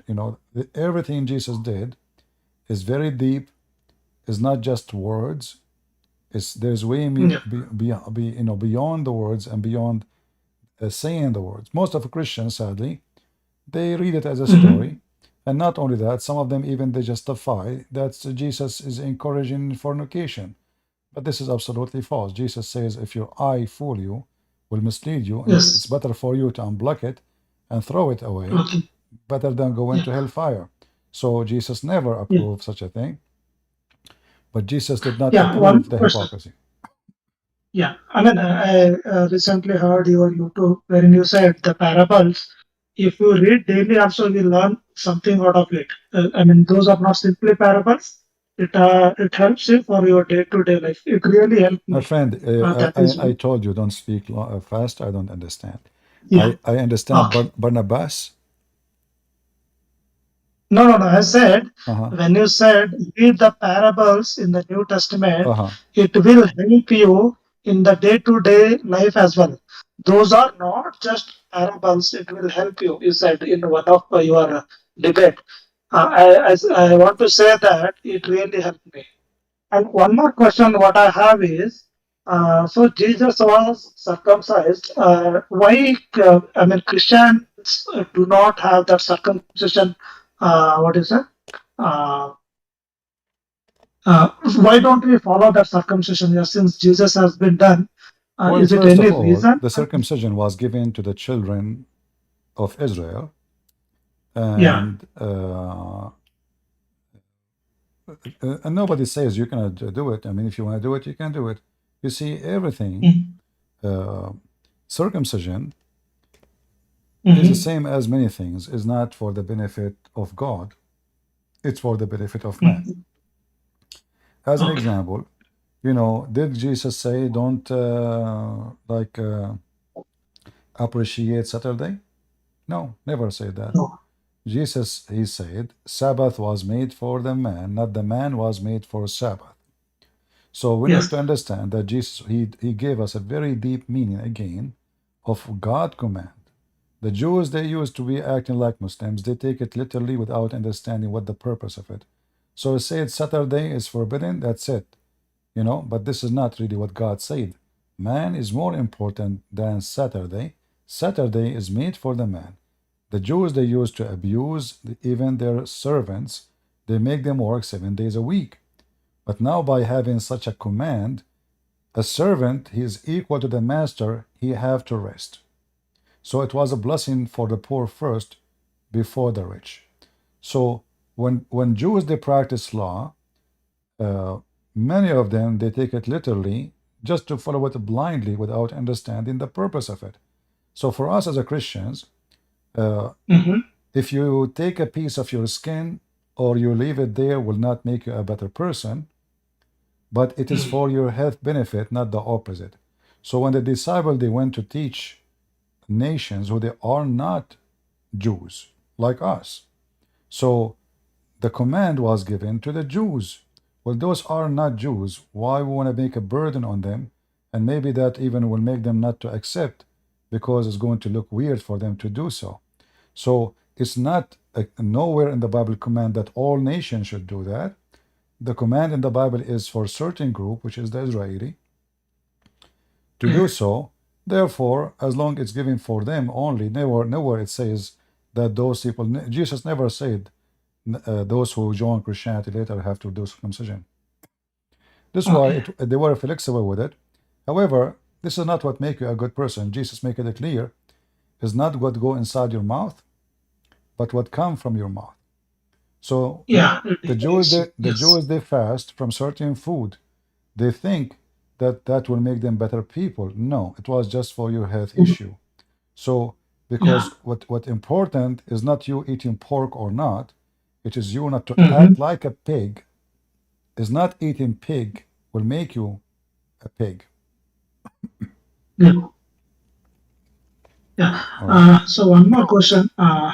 So I mean, in this current modern life, it's really hard to be very faithful to God. I mean, sometimes we may cross the road of faithfulness and then we go into commit sin. So how do we get? I mean, how do we avoid those things? All of us, we go through a difficult time in our life, all kind of temptation, and you will treat yourself as a horse with good quality, not a donkey. So you are a horse who sometime he runs so fast, sometime he get tired, sometime he is cold, sometime he is hungry, sometime he fell down. So your life is a story like that. But at the end of the day, a good quality horse, he stands on his feet and he keep going. He don't stay in the hole where he fell. So sin is like a hole. Either you enjoy it, and that will make you a cockroach who enjoy the sink you are in, or You are a horse who fell down once, and then you refuse to stay there, and you continue. Uh, and time, I believe time can make a human being a Mhm. better quality if he work in himself. Like, when we are younger, we are more into, uh, you know, uh, life temptation, parties, music, Mhm. dancing, women, men, whatever, like it depends on your gender. Uh, but if life could not teach you that all those things, they are not really a true joy, then you learn nothing in your life and you will be doomed. So a wise person is the one who focus in the joy which God gave us, and it's a true joy, not the fake one. If you go and if you date a woman and you sleep with her once, twice, three times, five times, seven times, then you take, you leave her, you go to different women, then third woman, then fifth woman, then seven women. A person like that, he will never know what the word love mean. And a woman like that, she will never know what love mean, because simply they don't have love, they have lost. So Yeah. when you go and you drown with your lost, you are drowned. That's it. You stink, and you cannot even know what joy in life is. So you choose in your life, and who said that most of people will go to heaven? This is not the case. The Bible is so clear Yes. that the majority of mankind, men and women, they will go to hell because lust is more attractive. If I go right now, we are going to go. Who wanna go help me and cut the grass for this old woman? She is 80 years old. She cannot cut her grass. And I say the same. Who wanna go with me party for free to drink wine? I'm sure I will collect thousands of people to drink wine for free or to go party, but I might get maybe one or maybe zero to cut the grass of an old woman. So we know what is more attractive. However, this is not important. It's not important really Mhm. how many people will be saved. It's not important. Yeah. And I will tell you why. Uh, what if my parents, they don't believe in God? I will not even care to cry for them. Why? Because everyone he have to pay fair payment Yeah. for his crime. So if you seek fairness, then the one who made a Mhm. crime against God, it doesn't matter if he is your son, your daughter, your wife, your mother, your dad, they deserve the payment. So if somebody Mhm. deserves to go to hell, I will never cry for that person. Well, he deserved to go to hell. He did ask for it and he got what he asked for. So it doesn't matter really how many. What its matter is saving yourself. And how you save Yeah. yourself is not by in Christianity, is not just by being obedience to God, is by Mhm. let us say uh, spreading the obedience, because it is going to be very hard for you to be obedience when everyone around you is a disobedient. So it is Yeah. very important for us to create an atmosphere around us as a Christians where we can be a Mhm. society of obedience, so we can enjoy Mhm. it and we can have a safe trip with the Lord until they come and we will meet him. Yeah. Yeah. Thank you, CP. I would connect you sooner. So I would have questions on Bible. Surely I completed Quran as because of you only. I went through your book, that Allah Incense, that book. So I read it. It was really good. But yeah, few things. The format of writing I didn't like, but it was useful. So the few links you have mentioned, those are not opening. Uh, but yeah, it was good. All right. Thanks for that. All right. Thank you very much. God bless. Yeah, thank you. God bless you too. HR, are you a Muslim? Yes, CP, how are you doing? I'm Can fine. you hear me? Yeah, I hear you. Go ahead. What do you Very think nice. about our topic? Is Muhammad really a prophet? I've been listening for a while. I mean, All right. there are a lot of things. You were saying that, the probably the Quran is the book of devil, but if you look at the Muhammad's life, he had a very nice life, right? He was not a rich person. he did a lot of good things. He was helping people. He helped poor. He helped other people. I mean, if he is the worshipper of devil, then how can he be this kind of good person? Well, I like what you said, but can we give us reference? You said as an example, Muhammad was not a rich person. Where do you get this from? Like through the readings, what I learned since my childhood, I there are a lot know, of my friend, I know. But you see, I sound on you a person who is like educated, and he is trying to be logical. And logic is that when somebody says something to me, I should check it out. So did you check out what you just said to me, or you are just copying what somebody said to you? No, I'm looking at, like, for example, it was Mother's Day, Mother's Sunday. Like, I was just looking at some quotes from him. He had very nice things, right, on his hadith, right? If you look at it, he said, the paradise is beneath the mother's feet, right? Something this way. Like, he has a lot of quotes. Well, I like what you said, but obviously you don't understand what he said. He said that obeying your mother make you go to heaven, but your mother will go to hell. Yes, it was before him. So even imagine he couldn't help his My own friend, mother. how that is a nice thing. How it is a nice thing that because you are nice to your mother, you will go to heaven, but your mother will go to hell. How this is a nice thing? What? It's not a nice thing on his end, but definitely he could have easily asked. Maybe he's gonna ask God in the future that maybe he will help his mother to go heaven too. We don't know that part. No. See, even Muhammad, he says he asked Allah to forgive his mother and his dad, and he refused. Allah, he refused. And Muhammad, he made it clear that even Muslim women, most of them, they are going to go to hell.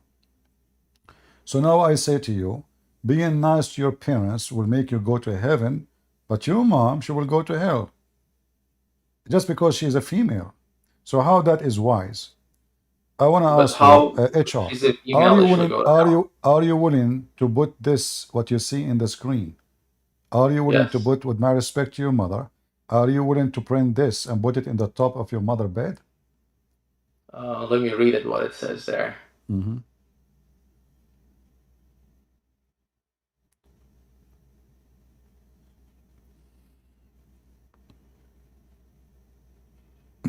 Is this some kind of hadith there, or was it the woman? Yeah, it's a hadith. Muhammad, he saw a woman coming by. He kept looking at her butt until he got horny because he's a nice guy. And then he went to his wife. He forced her into sex, even though she was busy doing leather tanning, which make her sweat and smell, and you can imagine. And he forced her into a sexual intercourse. And then he came back, and now he's accusing the woman that she is evil. She is the devil. She come as a devil, she leave as a devil. So the nice prophet, if Muhammad is a nice man, first of all, is it nice of you, and you are a prophet of God, to keep looking at the women walking by until you get so horny? Is that right? That's nice, of course. Okay, but you told me Muhammad, look, if you look at his life, guys, when he said, if you look at his life, didn't you say that, right? If you look at his life. Yes. Okay. He has a lot of good deeds, right? He helped the poor. My friend, what poor? Okay, my friend, what poor? Muhammad, he did not help anybody. First of all, in order for Muhammad to create a community, he have to work a community system. And community system is, well, whoever believe in me now, I'm their leader. I have to take care of them. So now we go and attack the Christian and the Jews. We steal their money, and then we give little share to the poor. But the biggest share come to my pocket. And this is why I said to you, you said that the prophet was poor. How he was poor, and his daughter Fatima, she inherited a town from him, a town, the whole town with the people. Do you have some reference for that one, like a hadith? Yeah, sure, you know. And this is why actually the whole war between the Fatima and Abu Bakr and etc. It was about money more than religion. So when Fatima, when Muhammad he died, Fatima, the caliphate, they stole her money, which is not her money, it's a theft anyway. So if we go, let me see.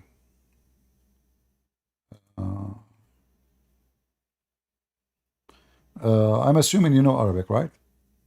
Oh no, I don't know Arabic. Oh, okay. Let's see. So I'm Turkish, so I don't know Arabic. All right.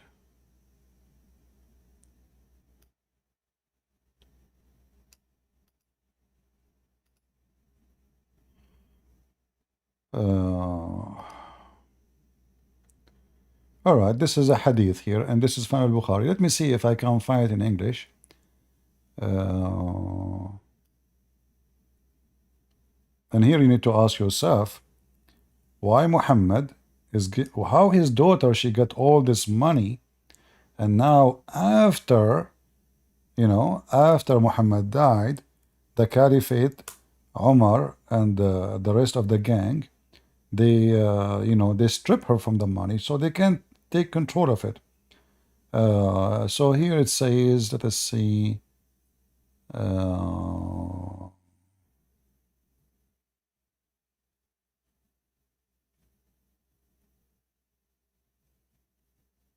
I'm trying to find the hadith, Sahih Bukhari. Let's see here, tree.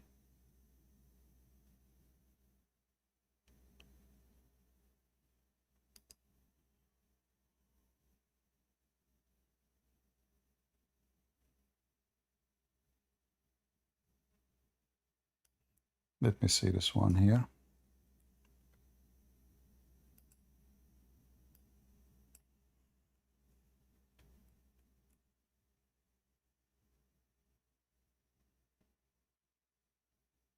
I have the hadith in Arabic, but I'm trying to find it for you in English because you don't know. No, just tell me the hadith number, so I'll look at it. No problem. In Arabic, it's al-Bukhari 3092. 3092, but this is the Arabic reference. Oh, okay, so is it Muslim or is it Bukhari? Bukhari? Okay. Let me see if I. I'll just check it out for my own reference.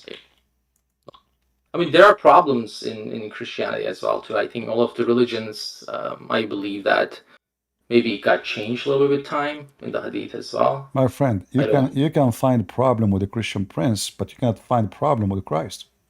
So you don't mix things up.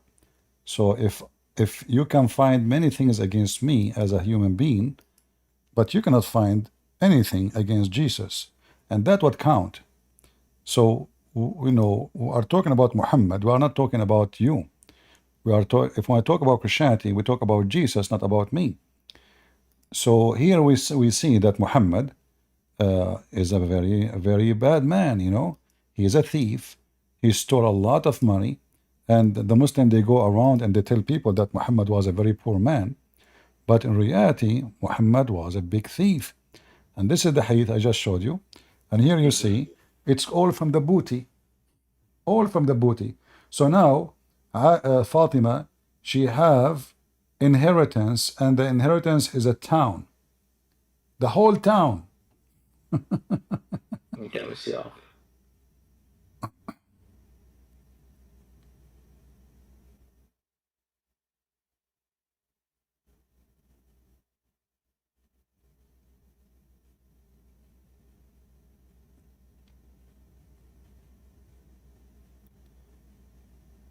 And this is one of the things, the funny things, Muhammad, and they say to us that Muhammad, when he died, he even he gave his weapon to a Jew, his neighbor, so he borrowed money from him. But Muhammad, he killed all the Jews before that. What are you talking about?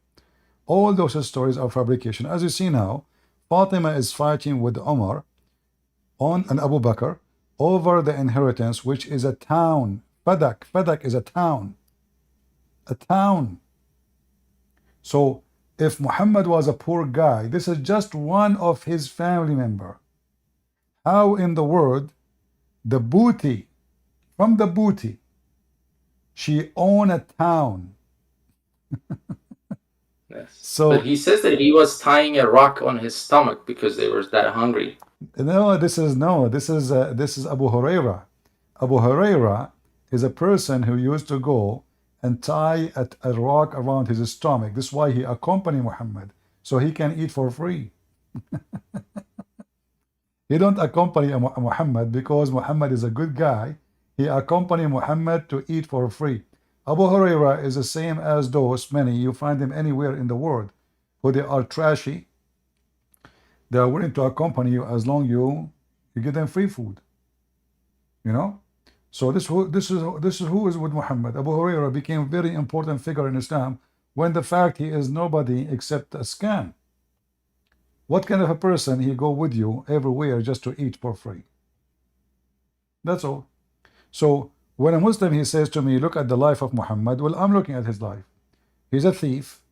How many caravan ride he did? Caravan. The Muslim they say, well, they lost everything when they left Mecca. That's a false, because when they left Mecca, they left with their all. What they lost everything? Their houses. This is desert. Those Arab they have a house. That's a good Their point. Like houses he made could have from mud. easily stayed in Makkah and just, you know, if he's a devil worshiper, he could have easily continue with the, you know, the people in Makkah, and you know, he already had the fortune, right? Because he got it from his wife, and he didn't need to go through Well, all this these. is another issue. You just mentioned that he got a fortune from his wife. Yes. Okay. Muhammad, he got a fortune from his wife to make himself equal to the leaders. That's the whole point. And now you will notice Muhammad, he did not announce himself to be a prophet until he got rich. Why Muhammad, when he was poor, is not a prophet? And why Muhammad, when he is rich, is a prophet? You should ask yourself as a question. Same time, Muhammad, he liked children. He liked to have sex. He's a pedophile. Why he married his rich wife, who she have 2 husbands before him? She is in the age of his mother. Because she is rich. And that is telling us the quality of your prophet. So if I ask you right now, based on what you know about your prophet, which one he liked more? Young females or women in the age of his mother? So it seems like he didn't care, actually, right? If you look at his wives, some of them are older, some of them are younger. No. He married many older women. He married Hold on. many. Okay. When Khadija she died, at that time Muhammad still is not an important figure. So a woman she asked him, what about marrying Sauda? So Sauda was the second wife. And then right away, when Muhammad getting better now as a prophet, he's getting into the business, he asked for Aisha, 6 years old. We know what Muhammad liked from many hadith as an example.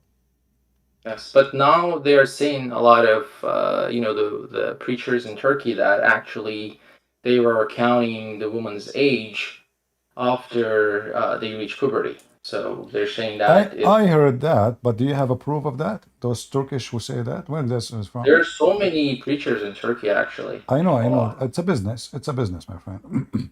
I know, like I'm not sure if that's true or not. I don't have the. No. When somebody want to say something, you have to ask him where you get this from. This is today a second time I hear it. There's someone before you from Turkey too. He said that, but I'm asking you, did you ask them where they get this from? I need to check that to see. Okay, bring it to me, and you will see this is absolutely a fraud. As you see here, you know, like Islamic business in Turkey is very, very profitable after the Muslim Erdogan he took over. But you know, we know what kind of business this Islamic business is. Like now, if I go, as an example, this is a very famous preacher in Turkey, Harun Yahya. Erdogan never spoke against him, not even once, until he found out that he is supporting his enemy. And then suddenly this guy is a bad guy.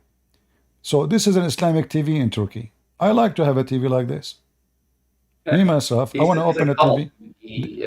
Do you have any connect? No, it's not a cult. This is the guy. He is the founder of Quran and science, all videos in the world coming from his books. He's like Quran and Scientology here. no. You see, this is Islam. This is the Turkish Islam. Turkish Islam is like this. You cannot find anywhere. It's the same. Dancing and music. They ask Erdogan, how come you are a Muslim now? You don't close the nightclub. His minister, he says, if we do, who is going to pay for your salary? So we know how Turkey is. So when you say to me, a Turkish scholars, well, those are your scholars. They're professors, actually. Islamic research professors are saying Okay, that. I have an offer for you. Can you arrange a debate between me and the best professor you can get in Turkey? Yeah, they don't want to do that. That's the problem. Why? Because simply they are lying.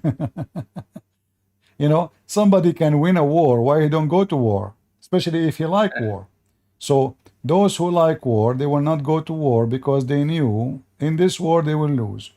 So when they say such a statement, it's a lie. And as you see here, we have a clear reference. The Quran says it clearly, divorcing women, divorcing children's chapter of At-Talaq. What it says? It says about divorcing children who they never have their menstruation. So how they can say this is after menstruation when they have verses in the Quran saying it clearly? Those children who they never have their menstruation because they are too young, talking about how to divorce them. No, but they're saying that that's about the woman had problems with the menstruation. No. You see, you see when somebody says to me, this is about this, I have to prove it. No problem. They're saying that this verb means that the people, the woman, had never had menstrual cycle before. My friend, they have to prove it. They have to prove it. Where they get this from? In the Quran, that's how they No, translate the Quran doesn't say this is about a woman they have a problem. Which word is that one? So they never. We can open. Okay, how come all Muslim scholars, the real scholar, not those Turkish who do not know even how to read the Quran, they are saying this is about children. They are too young. 14 centuries, nobody came with such a thing. Suddenly now those who they are farther from Muhammad, they understand what Muhammad and his book is saying.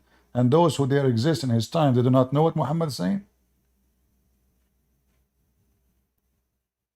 Yep. You know what I mean? Yes, of course. People are same time when they say, I will go with you. When they say that the age of somebody, females start after the age of puberty, which is a new trick. I never heard this before. You know, I'm speaking about Islam for I don't know century, but today I heard this twice. I find it very funny because that is very stupid to say, and we can prove it in a 2 seconds from this hadith here to be false. Here you see a story of a guy, his name is Jabir, and Muhammad, he asked Jabir, who is his companion, hey Jabir, why you are in rush? Did you marry a woman or a child? The guy, he made it so clear that I prefer to marry a woman so she can take care of the children who they are orphan of my brother. So here Muhammad is encouraging his man. Look how many hadith, all are the same. And what Muhammad make it here clear, the reason is just to have fun with the child. Here the Muslim translated Jariya as a virgin girl. But if you read a little bit down, you will see the following. I said, my father died having 7 or 9 girls, between 2 bracket orphans. So HR, I want to ask you, when we say the word orphans, are we talking about someone she is 18, 17, or someone is a kid? That should be kids. Shouldn't be. Thank you. So he said, I did not like to bring a young girl like them. So what your prophet was asking the guy to do? to marry a kid like them. Correct? Yes. Yeah. So those scholars who you call them scholars, they are just a bunch of liars, and they have no dignity. You see, there's things I don't respect. I don't respect a believer who deny his belief, because right away that will tell me that he is satanic. As an example, if you say to me something and it's in my Bible, and then I say, oh, it doesn't mean that, and I lie, obviously my God is not the true God, because why I want to be ashamed of my belief unless it is a shameful belief, right? And how I'm going to defend something by lying? You say it's not there. I'm lying to who? I'm lying to myself first. So I don't respect this kind of people. So those who you call them scholars, they are just a bunch of liars. And as you see, Muhammad here is encouraging the man, blaming him, why you marry a grown woman? Why you don't marry a child? The guy, obviously he have a better logic than Muhammad, who was a pedophile, says, well, you know what? I prefer to bring them someone in, can take care of them, not someone like them, which makes sense. But this is telling you, this is not about what they're saying, that the age of, the girl, they were like, after they have their puberty, we count their, just to bring me any of those scars and you will see. Okay. Yeah, that's what they use as the reference that, back in the days in Arabic lands. What is the reference? No, what is the reference? Count the let me look at it and I'll try to find the reference for you. There's They also give the reference no. of how Muhammad didn't allow certain boys to go to the war, right? The Prophet Muhammad not allow boys to go to the war, so my friend, a boy in Islam is not a boy no more if he have little hair around his private part. That's all. So, and which mean even if you are 8 years old, and we Middle Eastern, we are very hairy, like monkeys. So in a very early age, you would have hair in your body. So if you have little hair around your pubic area, you are not a boy no more. And we can prove it in 2 seconds. There's a hadith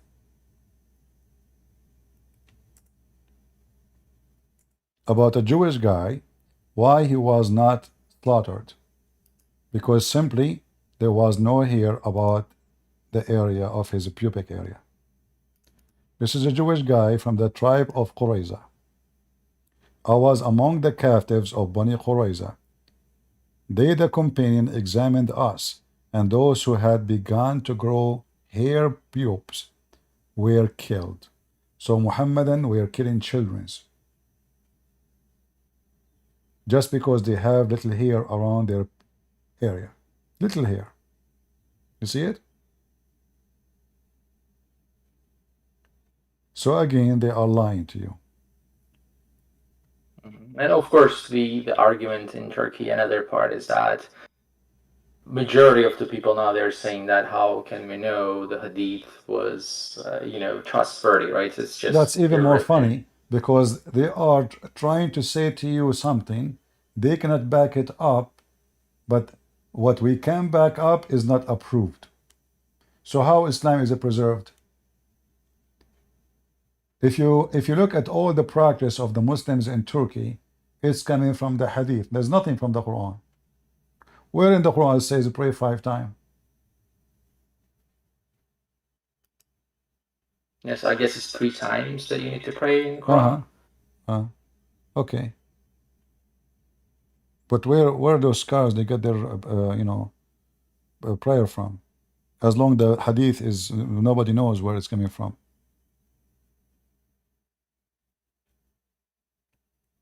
How they knew? They basically you can see from your relatives. You see from the home and other people how they were practicing. No problem. But how you know that? Okay, if I go to Chechnya, I will find Muslim praying different from those who they are in Iran. The one in Iran they pray different from the one in Iraq, and every sect they have their own prayer. Do you put a rock under your head when you pray? Under my head? Uh-huh. Over my head, you mean, or? No, under your head. I don't put Yeah, rock like under my head. most of the Shia, they carry with them a piece of rock, and they put it under their head when they pray. The people of Chechnya, they dance in the mosque. The Sufi, they pray differently. The Ahmadiyya, they pray differently. Everybody have his own religion.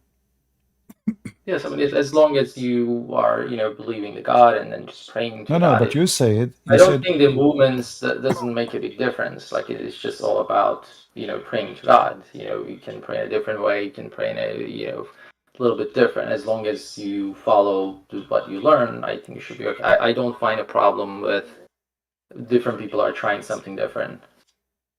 No, you have to find the problem because the Muslim, they claim that Islam is a preserved. Either it is preserved or it's not.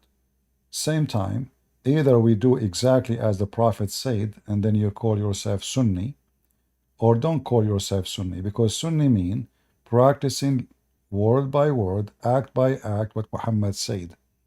It's not up to you to make your own way of a prayer.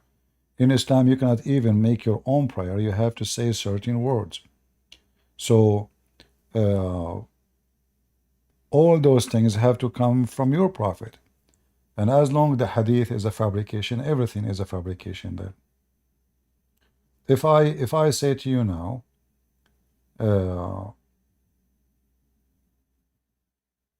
when you want to, let us say, in the Quran, speaking about food to eat, correct? And food not to eat. Is that correct? Correct about what? Food, like what you can eat, what you cannot eat, right? Yes. All right. So the Quran says you cannot eat pork. Is that correct? Correct. But the Quran says if you are hungry, you can. If you're in a situation where it's a matter of death and life, then you can eat, yes. How come? Why? Why? Because you're about to die, so that's to save your life. Okay, but based on this, I can eat a human too. And based on this, nowhere in the Quran says I cannot eat a human. It doesn't say that. Yes, if you are in a situation where you're about to die. No. Even if I'm not dying, as long as the Quran never says don't eat a human, does that mean I can eat a human? Yeah. Of course, there are certain things that you cannot do. Okay, what if I show you? What if I show you that in Islam you can eat a human? Islam can eat a human? Show me. I don't know any verse that way. I would like to see it if there is any. Okay. Let us see.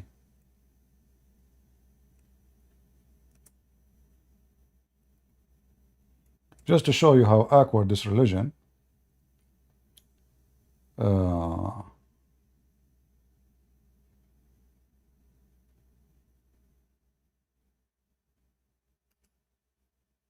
Give me a second.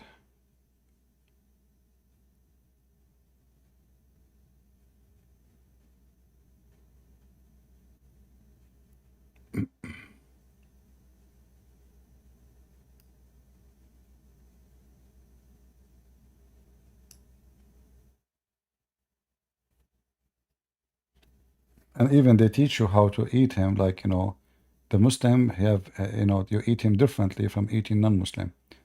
Let us see. There's a book, it's called Al-Rawd al-Muriya. Let us see if we can find. Al-Rawd al-Muriya, is it some kind of Islamic book? Or? Hold on. Yeah, Islamic books, yeah. Actually, somebody posting the videos for you. Here you go. The video is in Discord, it's posted. The video is there. You can use Google Translation. You will see he's talking about reading the book. He have the book in his hand in Discord. So the book there, and he was showing you what they teach in Azhar University, that how you can eat a Christian or a Muslim. The Muslim, if he's apostate, how you cook him, how you eat him, and the same for the Christian. This is Islam. So, they say to us we don't eat pork, but as you see, they eat a human. They are zombie. It might be some kind of weird cult, I guess. I'm not planning to eat any human. No, this is the Sunni. This is the Azhar University. This is the highest Islamic school in the world. The Azhar University. Yeah. They are like Harun Yahya, I guess. No. Those are the master of all Islamic all Islamic scholars. If they want to say we are scholars, they have to be graduated from there. So how they are if those are the cult, then all Islam is cult.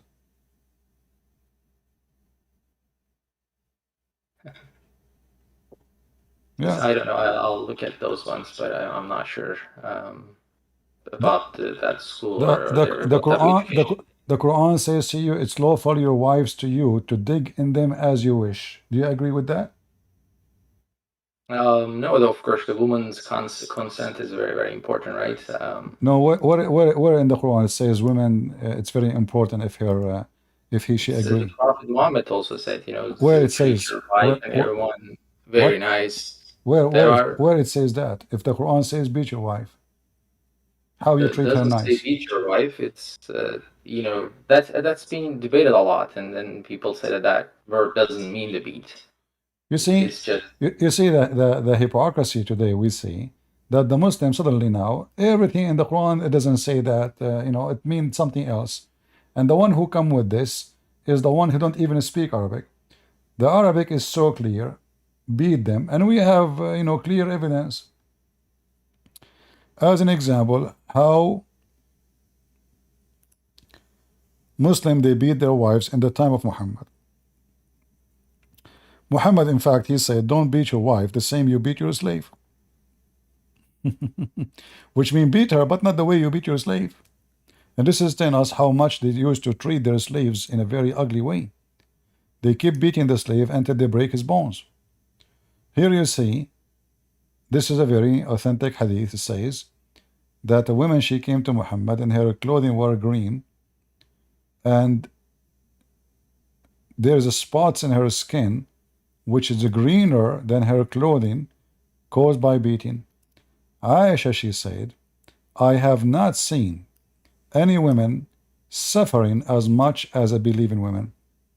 Okay, read the whole story. Did Muhammad say, shame on you to beat the wife, or he support the guy? So how they say this does not mean beat? You know, this is just a duct tape. You know, the Muslim today, especially the hypocrite Muslims, they look for me like those women you see them in Korea, women coming from around the world to do plastic surgery. The first time I arrived to Korea, I was walking the street and I was looking, what's wrong with those women? Every woman here is beaten severely. Women in the street, they have a lot of duct tape on their faces, in the eyebrows, in the cheek, around the mouth, in their neck, in their nose. And I was like, what happened? I mean, what? Too many coming from around the world, white, black, Asian, duct tape everywhere. And then I noticed that there is in every building almost, there's a plastic surgery clinic.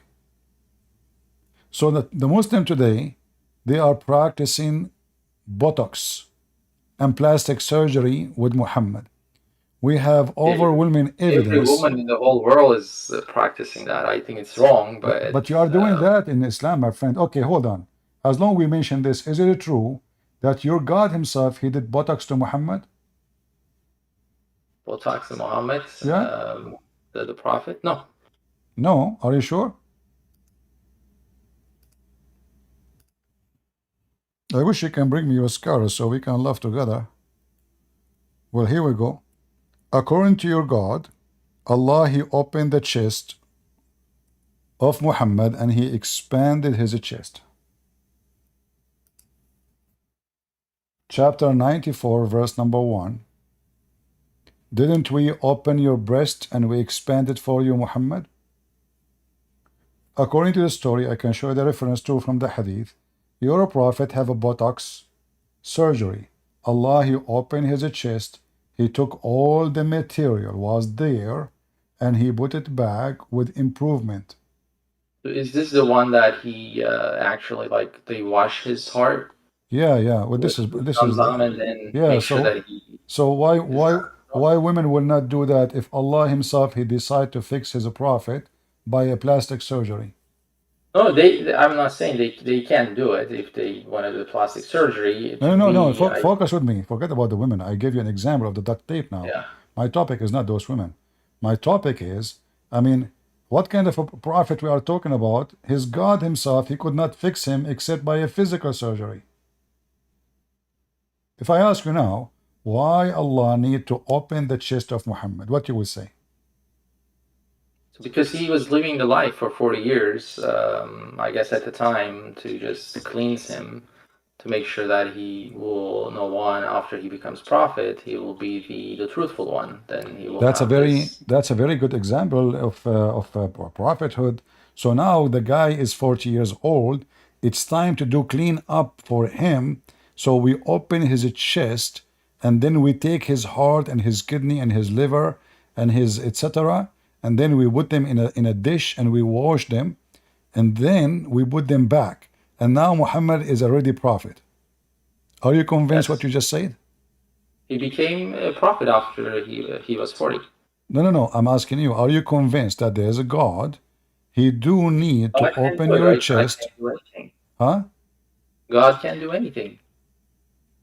How is God, but he need to do surgery to clean Muhammad?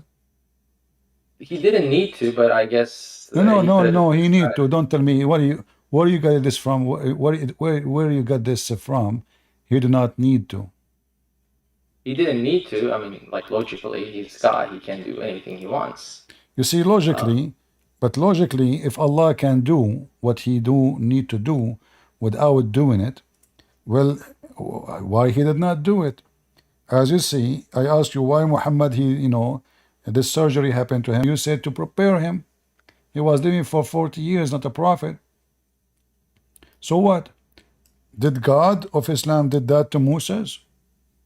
Did the God of Islam did that to Isa? To Abraham? If there's any story about this like this? Nowhere. So here you have a God and you have a prophet. And this prophet, like God did different things. Like for Isa, right? His birth is a miracle, right? So he did something different.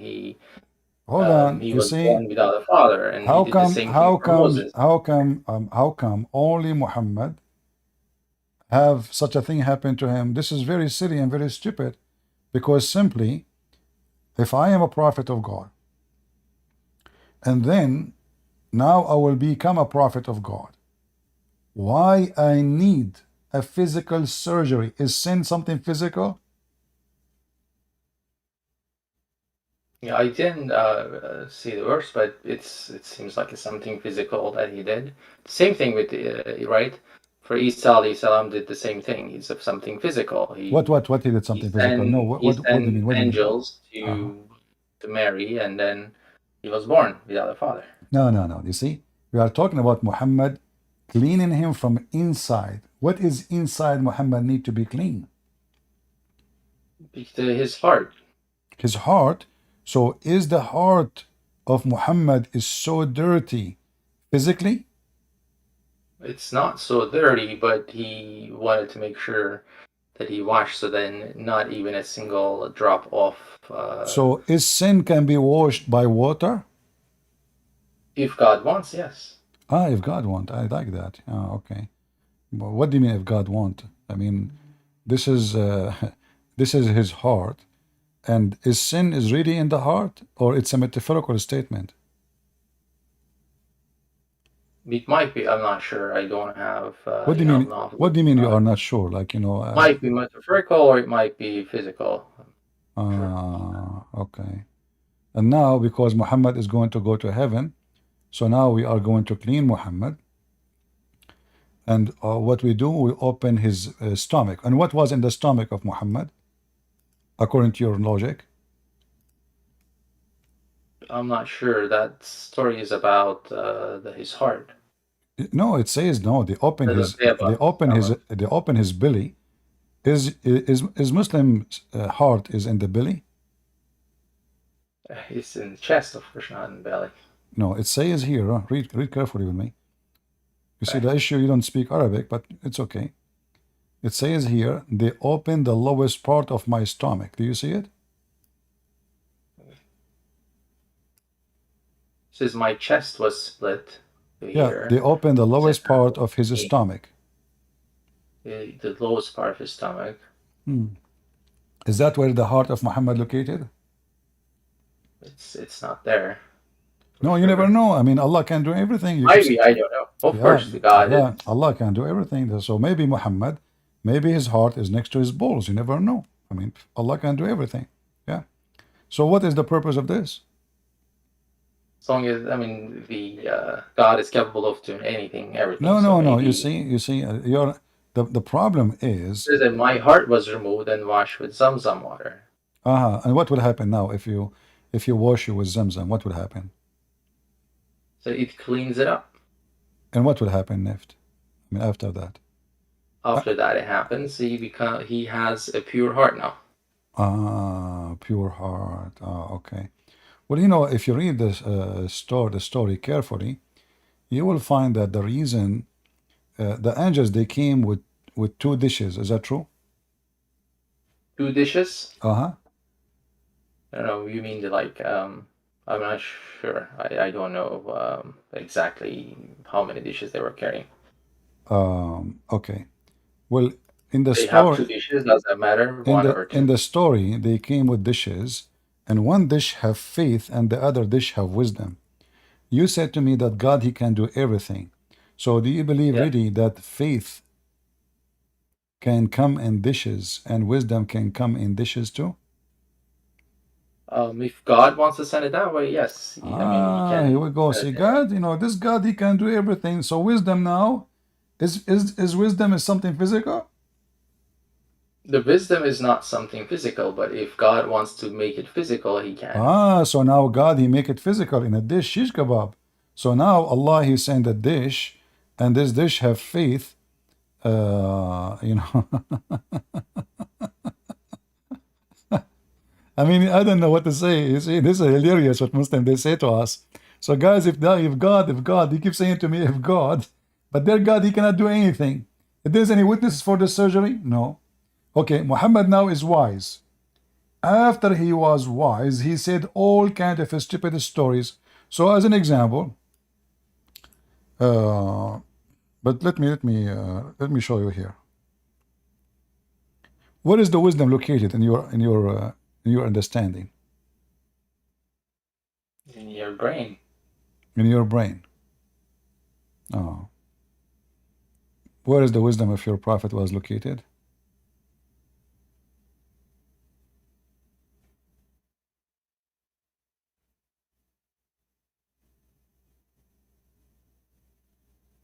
Do you know? At the time, I guess the majority of the people thought the heart was the organ that does it out. But okay, here it says, Gabriel, he cut open the body part of his body between his throat to the middle, actually to his testicle, not chest, and took all the material out from his chest, and then his abdomen, and then he washed it with Zamzam, with his hands, till he cleansed it inside of his body.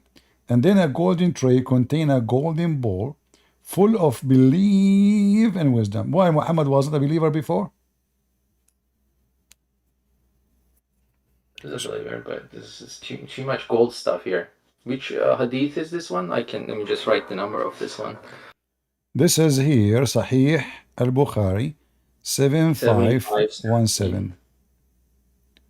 So, a golden dish full of faith and wisdom. So now, you know, when we see this, isn't it obvious that Muhammad belief is not good? And we need to fix it?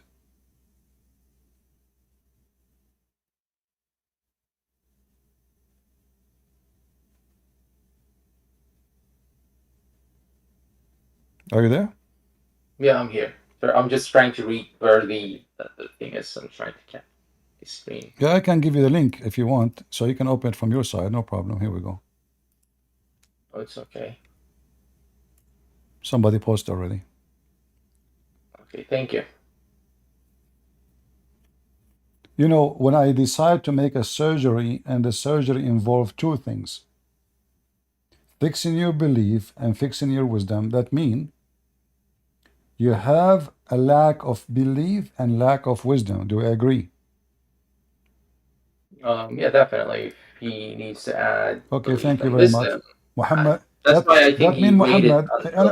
it. I'm not being rude. I'm just saying Well, obviously Muhammad was a fool in this moment because he needed wisdom, and he is not qualified to be a prophet, and Allah made wrong decision, and now he said to himself, what I did, look at this guy, he cannot be a prophet, I need to fix him.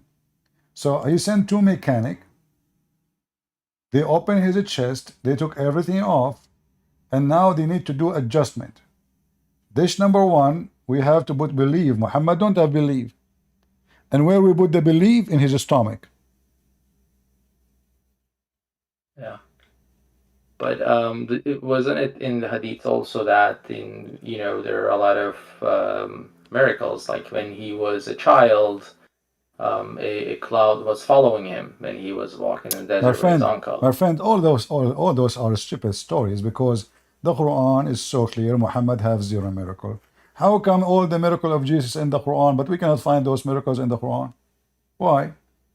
Those are stories written thousand year after Muhammad. I mean, you accept this one, but you don't accept those ones. No, I accept them all to laugh at them. Who said I don't? I accept every single hadith about Muhammad because it's funny and laughable. Like what you just said. The cloud is following Muhammad. Why? To just protect him against the harsh sun. Okay, so the cloud following Muhammad to protect Muhammad from the sun, but Allah did not do anything to protect him from the poison, and he died by poison? From the poisonous food? Yeah? Yeah. Which one is more important, to get a little bit hot or to get killed? No, it's a destiny, that's why. Maybe it was time. It's a destiny. So are you saying to me Allah killed Muhammad by poison? All of us are gonna die, so he just needs to be this is not the question. Muhammad died by poison. According to Muslims, they believe everything is a destiny. How you will die, how you will live, how you will be born, how many days you will live, everything is destiny. How many sin you commit, how many good deed you do is destiny. So now, Muhammad was killed by poison. Was it Allah conspiracy against Muhammad to kill him? Allah could have stopped it, definitely, but he decided not to. No, Allah could not. Allah could not. Because when the woman, she gave him the poison, Muhammad, he said to her, Allah will not allow you to kill me. The woman, she said, he said to her, why you did that? He says, well, if you are a false man, not a true prophet, your God will not protect you. You are just a king trying to take over. If you are a prophet of God, your God will protect you. Muhammad's response was, Allah will not allow you. But this is what happened. Allah allow it, which means the women examination come to be true. Muhammad is a false prophet. But he didn't die, right? And after he ate the food, he didn't die. He died after a while. When Muhammad ate the food, his friend next to him died immediately. Then the Muslim, they did for him. You can see he didn't die, right? His friend died, you said. Exactly. But the reason Muhammad did not die, because the guy, he died in front of him, so he stopped eating. It's about who was lucky first to eat more and to eat less. Muhammad, right away after he ate the food, they make a hole in his neck and they start sucking the blood from his neck. You can go and read the story. But even that did not work, because later Muhammad he died. Since then, Muhammad is dying slowly. In fact, this was a very horrible death, because Muhammad is suffering miserably. He cannot pray, he can't stand up, he cannot walk, he cannot go to the bathroom. This is even more ugly than death. Do you have the hadiths number for all of them? About what? About that, how they just open his throat and they suck blood out of it. Okay, hold on. He was unable to go to the bathroom and stuff like that. All right, hold on.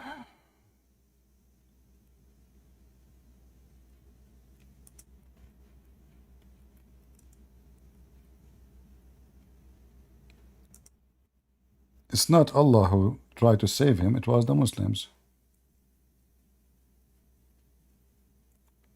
However, even that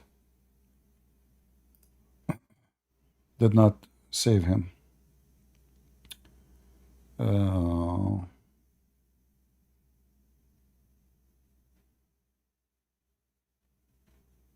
thank you so much for all your time.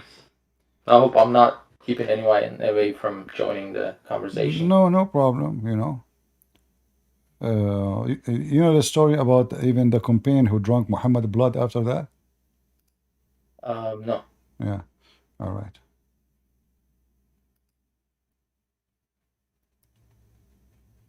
Let's see. I'm not sure what the people are messaging there. Says join Shia join. I'm not sure. Someone else trying to join to the group? Or?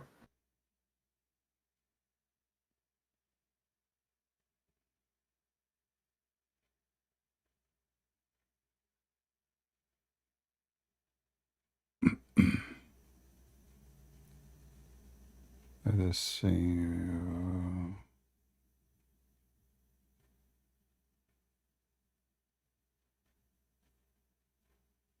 There's many hadith actually. I'm just trying to find something Okay, no problem. trustworthy.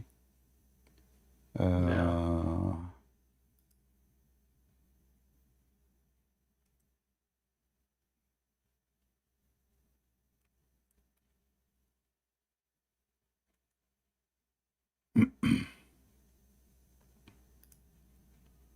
Let us see here.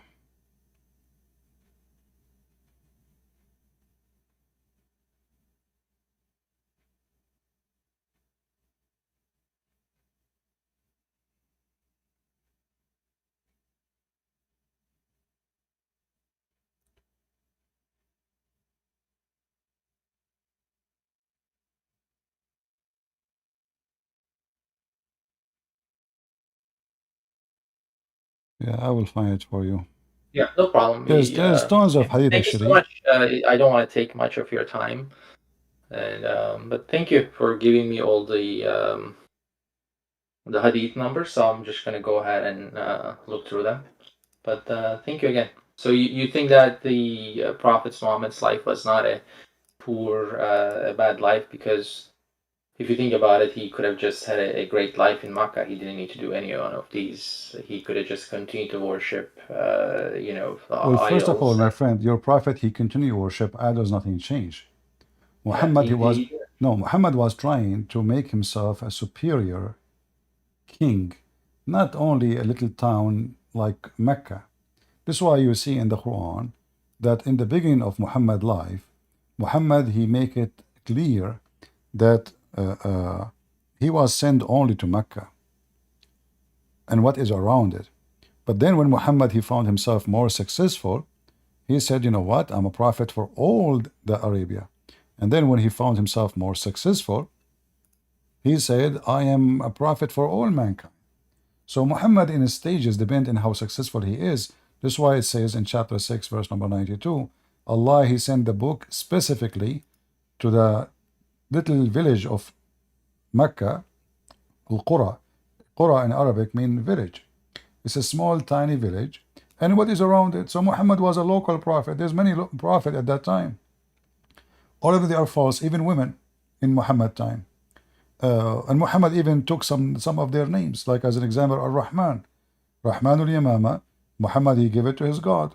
The guy, his name is Rahman. He called himself Rahman.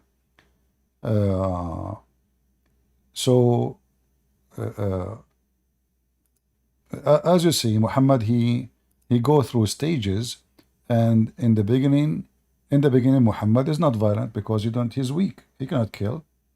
They will kill him right away.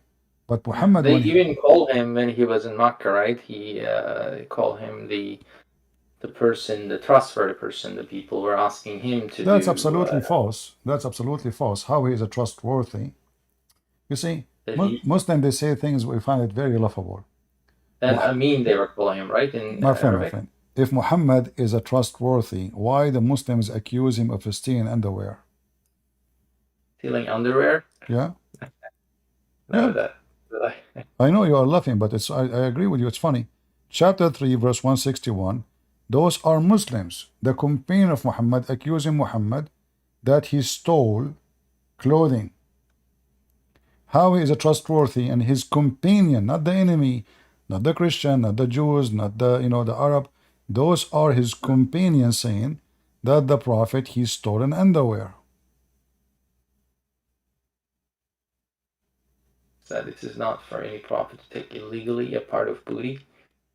Yeah, first translation, what illegally? It says yaghul. Yaghul is steal. Okay. Yeah. So, why? How he's a trustworthy and he's accused by his own followers?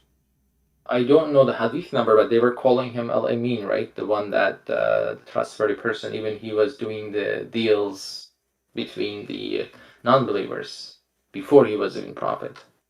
My friend, before he was a prophet, we have the story of how Muhammad married Khadija. Do you know Yeah, like how he married imagine Khadija? he only was married to an older woman. No. This is not only that. Even to marry his wife Khadija, they made her father drunk. Khadija and Muhammad, they made a conspiracy, and the conspiracy is very simple. We will invite Khadija father, and we will drunk him with a bunch of his friends, and then when he is asleep, we change his clothes and we make him believe that he married Muhammad to Khadija. You do not know the story? No, I don't know this one. All right.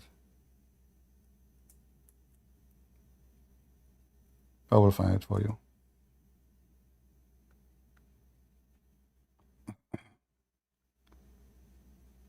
So when she she invited her father, and I will let me find an official Islamic website so you don't say this is not trustworthy. Let us see.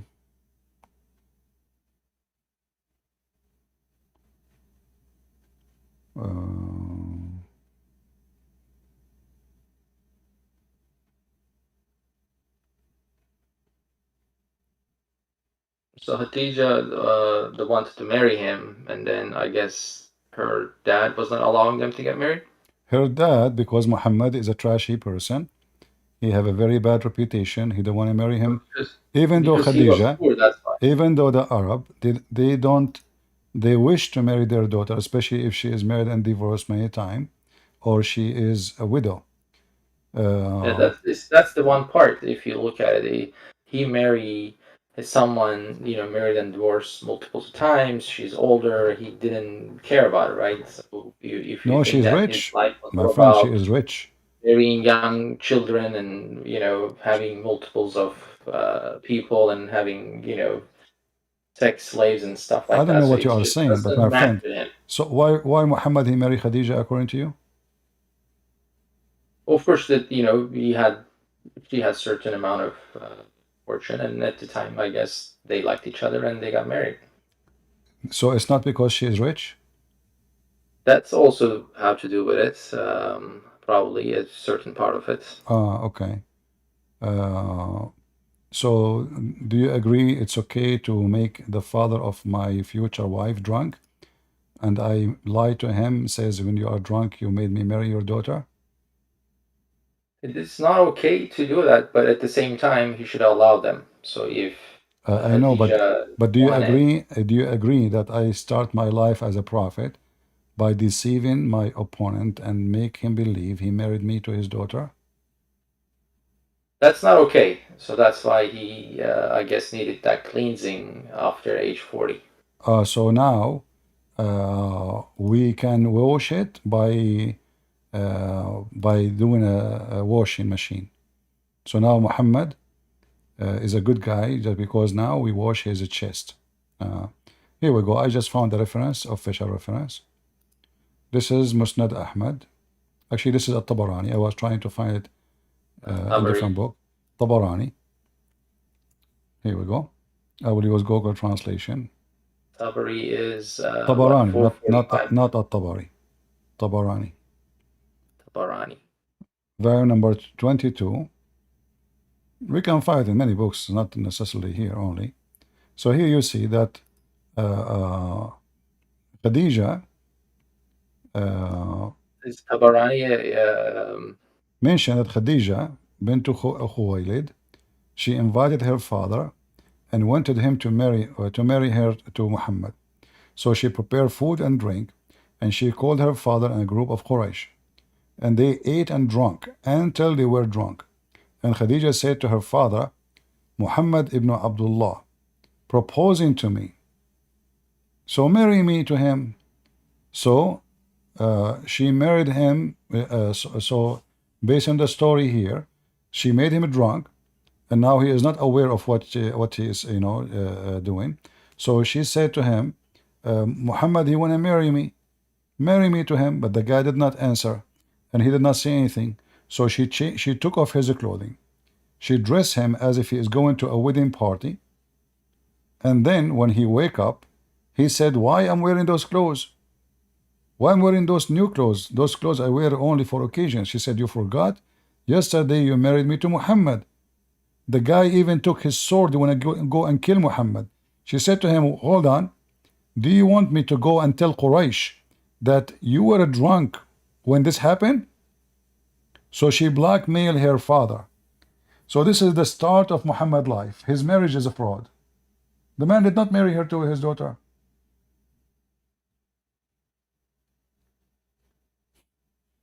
And those are the references in front of your eyes. Mm-hmm.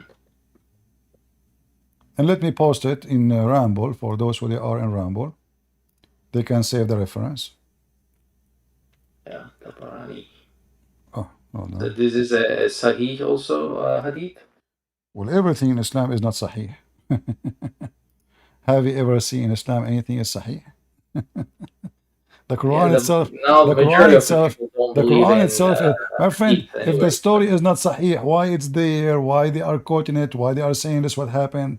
I mean, this is one of the most funny things about Islam. They say to you, Islam is protected, but the second we try to find out anything about Islam, they say to you, it's corrupted.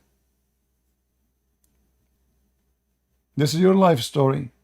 This is your prophet life story. This is where you get all the reference from about anything.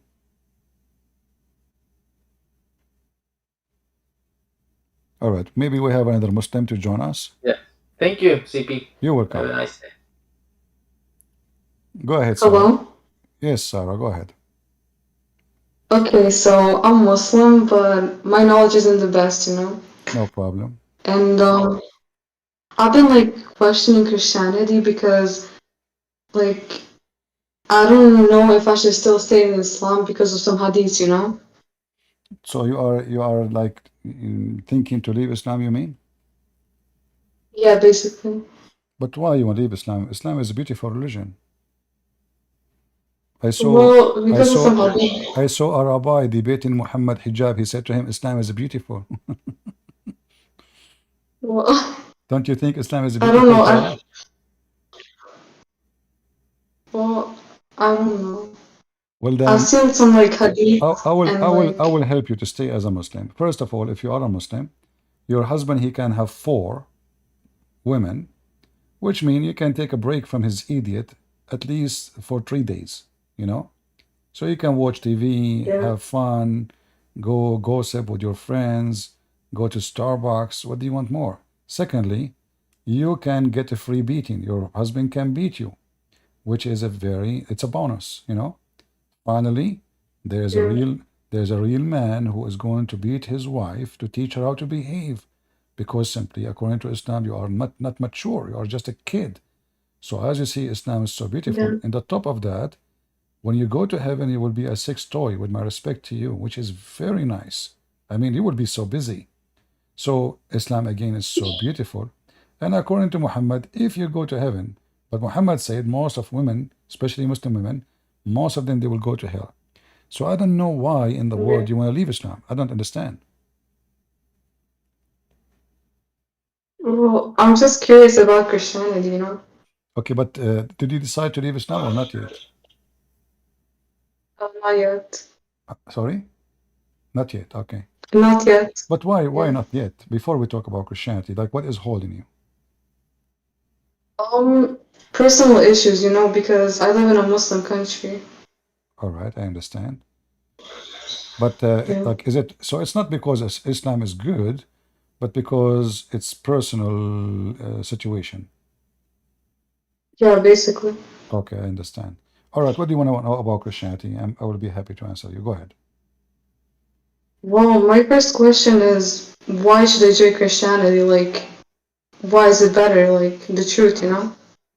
Well, it's not because it's better and it's worse. You see, either it's a truth or it's not. Because what is better, what is worse is relative. As an example, if I am a person who like to fornicate and to be drunk, well, Christianity is not good for me because the Bible is so clear that fornicators, drunk, thieves, criminals, hypocrite, they will not enter the kingdom of God. So good and bad is relative to who you are. The one who is a pimp, Christianity is not good for him because simply he will go to hell. So if the word good is flexible, depend we are talking to who. And the word better is the same. Depend on your ethic Yeah. and what is ethic for you. So if you see Christianity, if you look at the life of Jesus, then you can find out what the Christianity is about, because the Christianity is a Christ. Christianity is not the Christians. Christians are the followers. If they follow, we can call them Christians. If they don't, they are just a Christian by name. So you need to look at Christ and see if Christ is the best to follow, not just better, because better is, as we said, relative. You know, I can meet a person better than this person. So what is that? What I would do now? Follow that person because he's better than this person? No. We need to find the truth, and we are talking about God. So God cannot be compared to any. And this is what we find about Jesus. Based on your understanding or reading about Jesus, can you find someone better than Jesus? Well, no. And this is exactly what I'm talking about. You can find maybe a 6 billion better than me, but you cannot find one person better than Jesus. This is what is important. And when we say better, we are talking about a person who proved himself to be good as God, not just good as a man, because there's many good men. The word good is relative again, because all men are sinners. So this guy is sinner less than this guy, is better than this man. But in the when it's come to Jesus, he is good as God, for only God is good. So when we look at Jesus, we look at him as the amazing, perfect person. Even though he come to us in the image of a man, he humbled himself, come to us in the image of man, yet in the image of man, acting as God act. So he never been committing sin. He never did something wrong. He spent his life saving and healing people. He was a living doctor in this earth, but this doctor was God himself. Wherever he goes, people are healed. Wherever he goes, life change. Wherever he goes, everything is better. That is why I believe I should follow Jesus. It's not because he looked like this or he looked like that. We don't Christians don't even talk about Jesus how he looked like. Only Muslims talk about Muhammad look, because this is not important. The quality is not in the look. The quality is in the essence of the person. So if I ask you, Sarah, what do you think about Jesus? You said I did not find better. So what is stopping you from believing in him? I don't know, to be honest. Like, I'm scared to change religions, you know? What you know why I want to be scared to follow someone is the best of the best of the best. Why I want to be scared? I don't know, to be honest. Do you like to get married and have a husband who love you and marry you only you and he never look around? Isn't this the Yeah. dream of every woman? Well, this is a Christianity. A Christian man, he marry once, and if he's going to be a loser, he is no Christian. A Christian man, Jesus said, he loved his wife the same as the Christ he gave himself to the church. So in Christianity, the women became equal to the church. The church for every Christian is a holy place. And this is how women for the man in Christianity. So man leave his parents, the Bible say, and he will become with his wife one. That is Christ. Unity, our marriage is unity. Islamic marriage is use and abuse. Women, she sign a contract for sex, not contract of marriage. So, and we can keep going talking about everything: love, harmony, mercy, giving, forgiving, family, every kind of value. You will see that Jesus, he gave you a perfect life. Even though perfect life is a fantasy, it's not exist. Perfect life is not exist. However, if there is two people who truly believe in Jesus, they can have a perfect life, even if their life is not perfect. To explain to you, I can be poor and hungry. I can be poor and starving. Still, I can be a perfect Christian because my faith is what making me quality. Is not how empty my stomach, is not how full my pocket. So a man and a woman, they have a family, they can be struggling miserably. Their life is horrible. They can be cold in winter, hungry, sleep without dinner, and everything is going wrong. Even their health is not good. They will have a good life, better than someone is rich, wealthy, food everywhere, nice house, maid, servants, cars, yet their life is corrupt and miserable. So with the Christ, life is different. The imperfect life with the Christ will be perfect. For he can make you enjoy your life even when you are living a horrible life. I will give you some more example to make it more realistic. I like you to go and read the disciple of Jesus about their life, how they died. Yet each one of them, he don't believe he is miserable. They believe that they are happy. They believe that they are doing amazing stuff, even though they used to feed them to the animals to eat them. People used to torture them. People, they killed them. They get killed, all of them. Yet they were enjoying being them. Even their life was miserable. It was not good at all. Poor, chased from place to place, hiding, running. They can't even pronounce their face. So yet they were enjoying their life. So I say to you, with Christ, you can have a better life, perfect life in this earth, which is imperfect in everything. If you have a question for me, you like to learn, I will be happy to help you. Well, the first thing is like, why do Christians have statues of Jesus, you know? Well, Why do they have them? I will ask you another question to support your question. Why some Christian they go sleep around? Which one is more important? All of it is, did Jesus says make a statues? No. Did Jesus says make a picture of me? No. So when people they do things, this is what people do. You see, Wait, so that's so not in so that's not in Christianity? no, this is not a Christianity. Christianity never said make a statues to anyone. Never. Because like Muslims use this as a way to defend themselves, you know? No, Muslim, they have a black stone. They kiss it, they lick it, they believe black stone forgive their sin. So there's a huge difference between someone who is doing something not biblical and someone is doing something in his book. So when Muhammad kissed the black stone, no Muslim can say to me, the Muslim doing that, not the Prophet.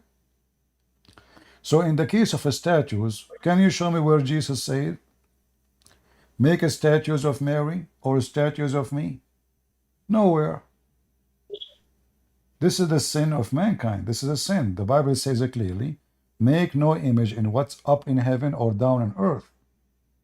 No image. And the purpose of it is religious purpose. So this is not what God commands us. People, they commit sin. People, they do wrong. However, I say that those who they have a status of Jesus, I'm not going to say they are not Christians. I can say this is not a Christianity.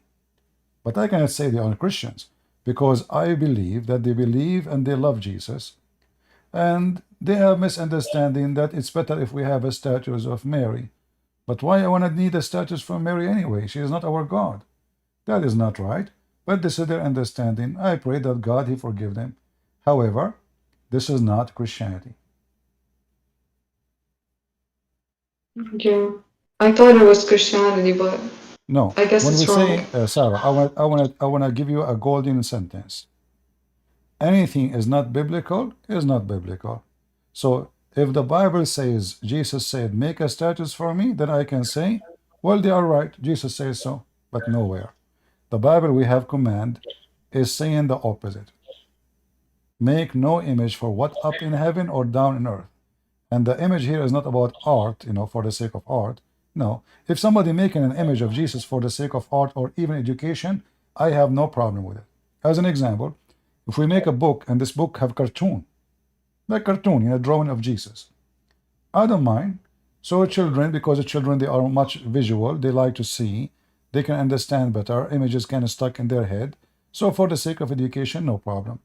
But I am against anyone, going in front of a picture and praying. Well, who is this guy there? We don't even, who is this picture? This is Mary? Do you even have a picture of Mary? So people that do things have nothing to do with what God said.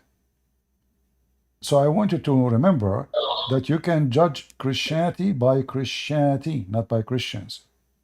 I can call myself a Christian prince, but I can be a thief. But what Jesus have to do with me? Yeah. This is why I say to you, you need to focus on what Jesus said and did, not what a Christian they do. There's many, they call themselves a Christian, they justify all kind of sin. But the Bible is so clear about it. Yeah. What else you like to ask? I will be happy to answer you. Well, where should I start from when learning about Christianity? Well, the best to start is to go and read the Bible, the New Testament. Do I start reading the Bible first? Yes, you can read the Bible. I wanna. Do you have a Bible at home? No, I live in a Muslim country. Well, I think still you can get. You do not need to tell me where, but I think there's many organization you can give them your address and they can send you a Bible. However, the Bible now is available online. You can download it to your phone. Yeah. In 2 seconds. It doesn't take you time. It's not risky. So you can do this. If you can get an app for the Bible and read in there, that would be good. Yeah, I will. And read, and focus very much in what Jesus said, and try to live the word, not to read the words. You see, when I read what Jesus said, I don't read it really, I live it. Like when let us say the Messiah is making a speech. I don't read it. I just live it. I close my eyes. You can play the audio, and you can listen to it, and try to live the moment. As an example, when Jesus says, "I am the truth," I like to think about it. What Jesus mean by he is saying, "I am the truth"? Some they say Jesus is a prophet. Some they say Jesus is a rabbi. Some they say Jesus is God. So which one is Jesus? Well, Jesus, he answered that. When he said, "I am the truth," Jesus told us that he is God. For truth is absolute. Truth never change. Truth is God, for he is the only truthful person ever exist. There's no human being is a truthful beside God. All the truth have to come from God. All prophecies come from God. All knowledge come from God.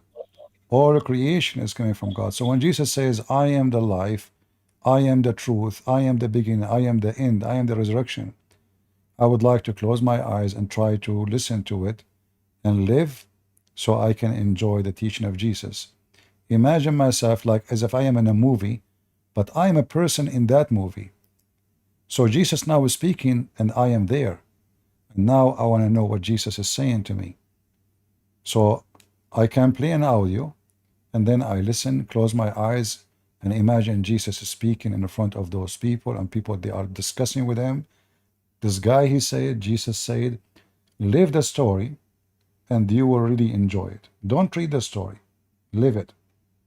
For when you live the story will live within you. And really you will know it better and you will know what the meaning better. Yeah. Like, you know, when the Messiah, he said that he is the truth. And he said, no one come to the Father but by me. Jesus told us a very important message, that there is many false prophets, many false teachers. They will say to you, I can save you. Then we need to examine if Jesus deserved the name Savior, why he was called Yeshua, why he was called the Messiah, why he is the Savior. Can really he save me? So to examine that, then we examine the life of Jesus and the ability of Jesus. You heard and you learn even from the Quran that Jesus, he can resurrect people from death, correct? Yeah. Well, if Jesus can resurrect people from death, can we call him a savior? Obviously he can, because he can save me from the grave. All of us, we knew that the one who go there, he never come back. Is that correct? Yeah. The only one who can bring me back and give me life again is the one who can create life. Do we agree? Yeah, I agree. That is Jesus. If you read in Islam, you can search right now, you will find, according to Islam, Jesus, he resurrected 4 people. 4. Including the sons of Noah and Adam. Imagine, back thousands of years ago. So Jesus, he can not only resurrect somebody, he died yesterday, he can resurrect someone like the son of Noah, who died thousands of years ago. How we can explain that Jesus can do so? Well, the answer is very simple. He have the power over life, for he is the one who gave life. So Jesus, when he said, I am the truth, I am the way, I am the resurrection, Jesus proved everything he said. Otherwise, I can say, hey, I am the resurrection, I am the resurrector. People will laugh at me. When I get sick, I take medicine. You know, when I have pain, I cannot heal myself. But in the case of Jesus, he is really the resurrector. He proved it. He is the healer. He proved it. He is the one. He is the creator. He gave life. He, you know, when I say to a blind man, see, and he see, well, I just gave him eyes. He's born blind. I just created a new eyes for him. His eyes is damaged. The one he have, they are damaged. The only way to fix it, to make it work, if I give him a new creation. That is Jesus. So Jesus can make the blind see literally, and Jesus can make the blind see metaphorically. So you, Sarah, I say to you, you should not waste time, for only Jesus can do those things. He can make you, without a surgery, see literally and see metaphorically. Making your heart can see, and making your eyes can see too. And that's how I know that Jesus is my Lord. Otherwise, talk is cheap. There's many false teachers. There's a guy, his name is Ahmed Mirza Ghulam. I don't know if you heard of him. No. Well, Ahmed Mirza Ghulam, he is the guy who claimed to be the Messiah. He is the founder of the Ahmadiyya. You heard of Ahmadiyya? No, never. Okay. So Ahmed Mirza, he claimed to be the Messiah, and then a bunch of Christians, they come to his door, and they brought him, you know, people who they are in the chair, they cannot walk, people who they are blind, people who cannot mute, they cannot talk, etc. And they said to him, as long you are the Messiah, this is Ahmad Mirza Ghulam, the old pictures. Let us see his image. Here we go.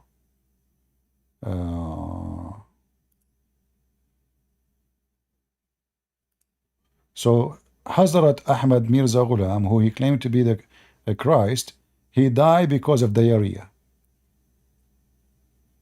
Literally, he died because of Because of the what? huh? Because of what?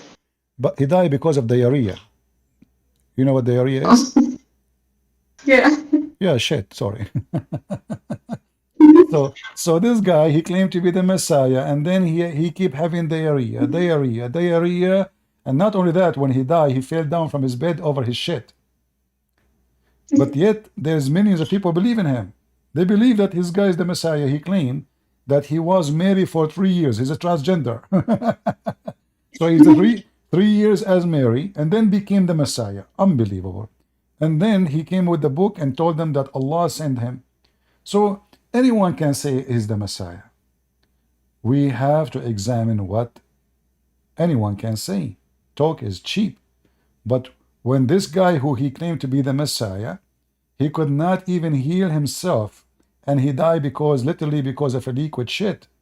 That is a shitty prophet, and that is a shitty master or teacher. So there is always a way to expose liars, and there is always a way to examine the truth. And this is why Jesus always wins. When he say I am, will he prove what he say? No. So do you accept to believe in the Messiah, Sarah? Jesus? Yes? Well, I think I'll still have to do research about it, like, more, you know? All right. Well, the Messiah, he command us to read the books and to search for the truth, and the truth will set you free. So I want you to remember this sentence from Jesus. The truth will set you free. Yeah. And that is Jesus. So take your time. Anytime you have a question, you can come to me. But I advise you not to take too much long time, because you never know, Sarah. We might go to sleep, we don't wake up. Yeah, that's Salvation, true. yeah, salvation is very important, and I don't know. I cannot grant that I will live until a minute from now. So for me as a Christian, I'm not worrying about dying tomorrow, today, next minute. I'm a believer, and I believe truly, truly in every word Jesus said. So, and look, do you notice when the Muslims they speak about Muhammad, they have to say Sallallahu Alaihi Wasallam. You notice What? when Muslims speak about Muhammad, Yeah. they have to say Sallallahu Alaihi Wasallam. When we Christian, we talk about Jesus, he is our God, but we call him Jesus. Why we don't Yeah. say like specific words to praise, etc.? How come we are so like, because Jesus is close to your heart? He don't care to praise him by words. He cares to you to praise him by act. So this is why he says, not everyone says to me, God, God will enter the kingdom of my Father, but the one who do his will. So in Christianity, you do not need to say Sallallahu Alaihi Wasallam, which means Allah pray on him, which is very funny. God praying on Muhammad, praying to who we do not know. But with Christ, you are so close to him to the point we call him by his name, even though he is our God. When we pray, I don't know if you notice, we Christian, we call God, we call him our Father. Do you know that? Yeah. Which Yeah. one you think it's more lovely?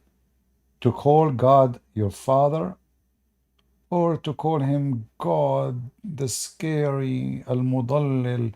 I don't know if you know Arabic, scary names in Arabic for Allah. Which one will Yeah. make you The closer to Father. God? To call him Father? The Father. Yeah. Father. Allah have 99 names. 99 names. But he is not your Father. Which is obviously Yeah. mean. The Quran says Allah, he created the human being and genie just to worship him. وَمَا خَلَقْتَ الْإِنسَ وَالْجِنَّ إِلَّا لِيَعْبُدُونَ. Do you speak Arabic? No, I don't. Allah created a human being and genie for no purpose except to worship. The God in Christianity, he created us to be his children, so we can enjoy his kingdom. God do not need worshippers. We worship him because he's our God anyway. But this is not the purpose of his creation for us. He created us because he loved to have us in his kingdom, to be his children. The God of Islam is mentally ill. He decided to create you because he is lonely and he need worshippers, and he find himself unuseful unless there is people they are begging to forgive their sin. So when the Quran says this, Allah, he created all mankind and all genie for one purpose. That is telling us the nature of this God. That is Satan. There is no good in him. All the purpose of his creation, it was for him. Just for him. Entertainment. Do you know what the word I selfish have means? another question. Yeah, but before you give me the question, do you know what the word selfish means? Selfish? Uh-huh. Yeah. What selfish mean? Like you want it all for yourself. Exactly, that's Allah. Do you see it? You see the verse in the Quran? Yeah. So he did not create you because he loved you. He created you just to be a worshipper. That's it, the whole purpose. In Christianity, you are a child of God. For God, he elevate you. He don't even call him an officer. He don't call you a close person. He calls you a child, my child. And that is what love is about. Which one is you prefer to be? A slave in the house of God or a child of God in the house of God? The second one. Exactly. What is the question you have for me? Go ahead. Um, yeah, you know how Christians believe that Jesus died for our sins? Yeah. Well, why does he have to die for our sins? Can we not repent to him? Like, why does he need to die? Well, first of all, there's nowhere it says he need to die. This word need does not exist for God. There's nowhere it says he need to die. The Bible says, for God he loved the world, he sent his only begotten son. So God, he wanted to save the world, but God do not need to save the world. Do you understand me? Yeah. I was just a second ago telling you that in Christianity we are children of God. So because we are children of God, God, he loves us very much. And because you are a child of God, God, he want to save his children. He don't need to. He don't have to. But because his love is amazing, he would love to do so. It's like you know, I don't know if you are married or not, but if you have a child, if you get married one day and you have a child, do you have to feed your kid or you love to feed your kid? I have to. But you don't love to? Well, I'd love to. You see, Both. you have to because you love to. Otherwise, he's not you. If he feel hungry, you don't feel it. But because you love your child, you have to. So love comes first. It's not need. Yeah. If you don't love a person, you don't have to do anything for that person. So if your mom, she is sick, you would love to take care of her. But you don't have to unless you love to. There's many women, they are sick. There's many women, they are disabled. Do you go and serve everybody? No. But because she is your mom, you go wash her dishes, do her laundry, give her food, clean her house, even though it's too much work, but because she is your mother. So because you have a close relationship to this person, and this person is a special person to you, then you volunteer, and then you say, I have to, but this is I have to based on volunteer. Nobody can force you. That is God. God, he love to save you, but he don't have to. But because his love is way more powerful than all the sin you have. He forgive you and he love to help you. That's what Jesus came to do so. So the Bible says, for God he loved the world, he sent his only begotten son to save the world. So it's not about he have to, but because he love you, he came to do so. And it's not the crucifixion of Jesus will save me. You see, Christian, they say things, and Muslim, they understand it differently. Like we say, we are saved by the blood of Jesus. So people now will think, oh, if Jesus did not die, he cannot save me. No. Jesus in the Bible, we have tons of examples. Jesus forgiving people's sin long before the cross, long before his crucifixion. Go and your sin is forgiven. Jesus says to the Jews, which one is easier to say? He was reading their mind. To say, go and your sin is forgiven, or to say to him, take your bed and walk. So Jesus forgives sin. Doesn't matter if he's on the cross or not, for he's God. Doesn't matter if he's on earth or in heaven, he's God. So when we say the cross of Jesus is so important for us, that's because this is the most amazing thing the Messiah did. He don't have to, but he loved to. He accepted even the cross for the sake of making us believe in him. So this is what we mean by Jesus' death we are saved, because that confirms who is he, how much he loves us. This is the maximum. If somebody, I can say I will die to protect you, but when something go wrong, I might be the first one who run away. But you know that somebody he love you really very much is he really died for you, correct? There's no way any more proof more than this. So Jesus, he did die for the sake of saving us. He did not come and say, hey, Christian, kill me. I want to show you I love you. No, this is not what happened. He come to teach, to preach, to save, to show them the truth.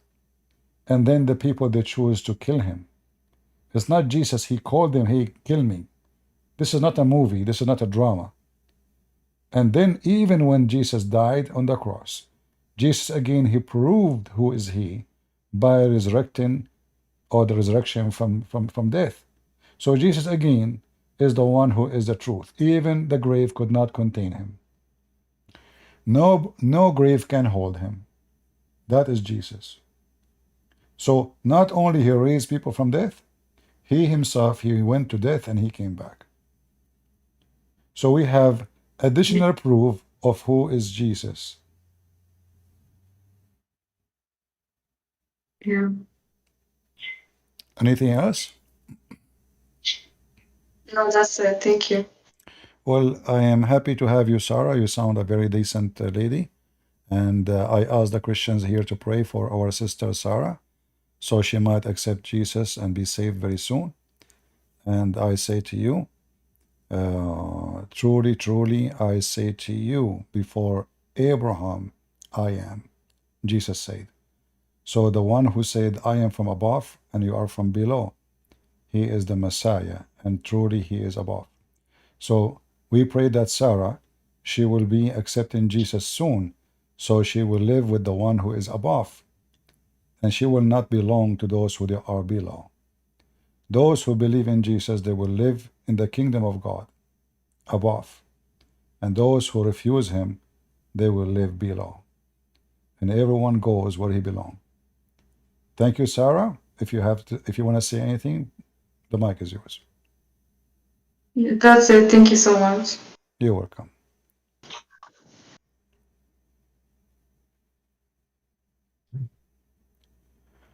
Wait, do I leave? Like, You are done? You want to say anything more? no, that's it. All right. Thank you very much. Take care. And feel free to join me anytime if you have questions. I will. Thank you. All right. Take care. More and more Muslims, they are leaving Islam. And, like here you see that the difference between the one before, the guy from Turkey, who he was trying to duct tape. Like, the Quran doesn't say beat them. But, I mean, that's very, very weird. that now suddenly in 2024 we have a new meaning for the word beating, and suddenly we have a new religion, a new understanding for the Quran. Look like the Muslims for centuries, they do not know what Islam is about. And those who come today, they decide to make Islam a moderate cult. Suddenly there's no beating, suddenly there's no jihad, suddenly there is no bloodshed, suddenly there's no slaughtering, suddenly you know, so duct tape and Botox. But you know that this is all will not work, not with us. Do we have any Muhammadan would like to join us? How many hours we are here now? I think we have more than enough. Oh, 3 hours. That's too much. I wasn't planning to stay 3 hours actually. So guys, I want to say thank you. As you see, not many people came, and I'm expecting that. It's very, very funny that, I know, I think people, they want entertainment. If you open your camera, even if you are a kid, you have more viewers. But knowledge and reference and real education obviously is not important these days. Even, you know, me, when I try to watch a video, let us say, about outdoor, you can't even find one decent outdoor. If you type outdoor, you will see a woman wearing nothing in the door of her tent. She have 3 million view. 3 million view. She is naked, showing her butt in YouTube. And YouTube don't take down her video. And my video stay there for a month, 2 months, 3 months. I will not even have the clicks this whore she have in 15 minutes. So I know how it is. I know that mankind are corrupt. I know that people are after sex, after money, after funny stuff, after laughing, after entertainment, but they are not after God. However, quality, not the quantity, is what is important. The Messiah, he have 12 disciples, and one of them he betrayed him. Yet he was able to change the world. Quality, not the quantity. Those who focus on the quantity, their focus is wrong. And I am not focusing in the quantity, but my focus is how we can save as many as we can from the deception. My focus is how we can make more people see, watch, and learn so they cannot be deceived. So the quantity here is not my focus, but the quantity of those who they are being saved is the focus. Otherwise, as you know, the view doesn't make any difference for me. I do not monetize my YouTube, and I will never do so, even though they keep sending me email to do so. I don't want their monetization. I like to live free, not under their control because of their money. And we got no benefit from view. No benefit. Nothing. It doesn't matter really if I have 5 people watching or 10,000 watching. The only thing matter is how many people learned something useful, truthful about Islam. Not only about Islam, about even our life. I will try to make more videos about personal lives issues for people that struggle with many things in life. Maybe we can help some by sharing our opinion. I don't claim to be the person who have the wisdom, but I can claim that the wise God can guide us into wisdom. So we pray that the Lord always will guide us into wisdom and will make us do what is better for all of us.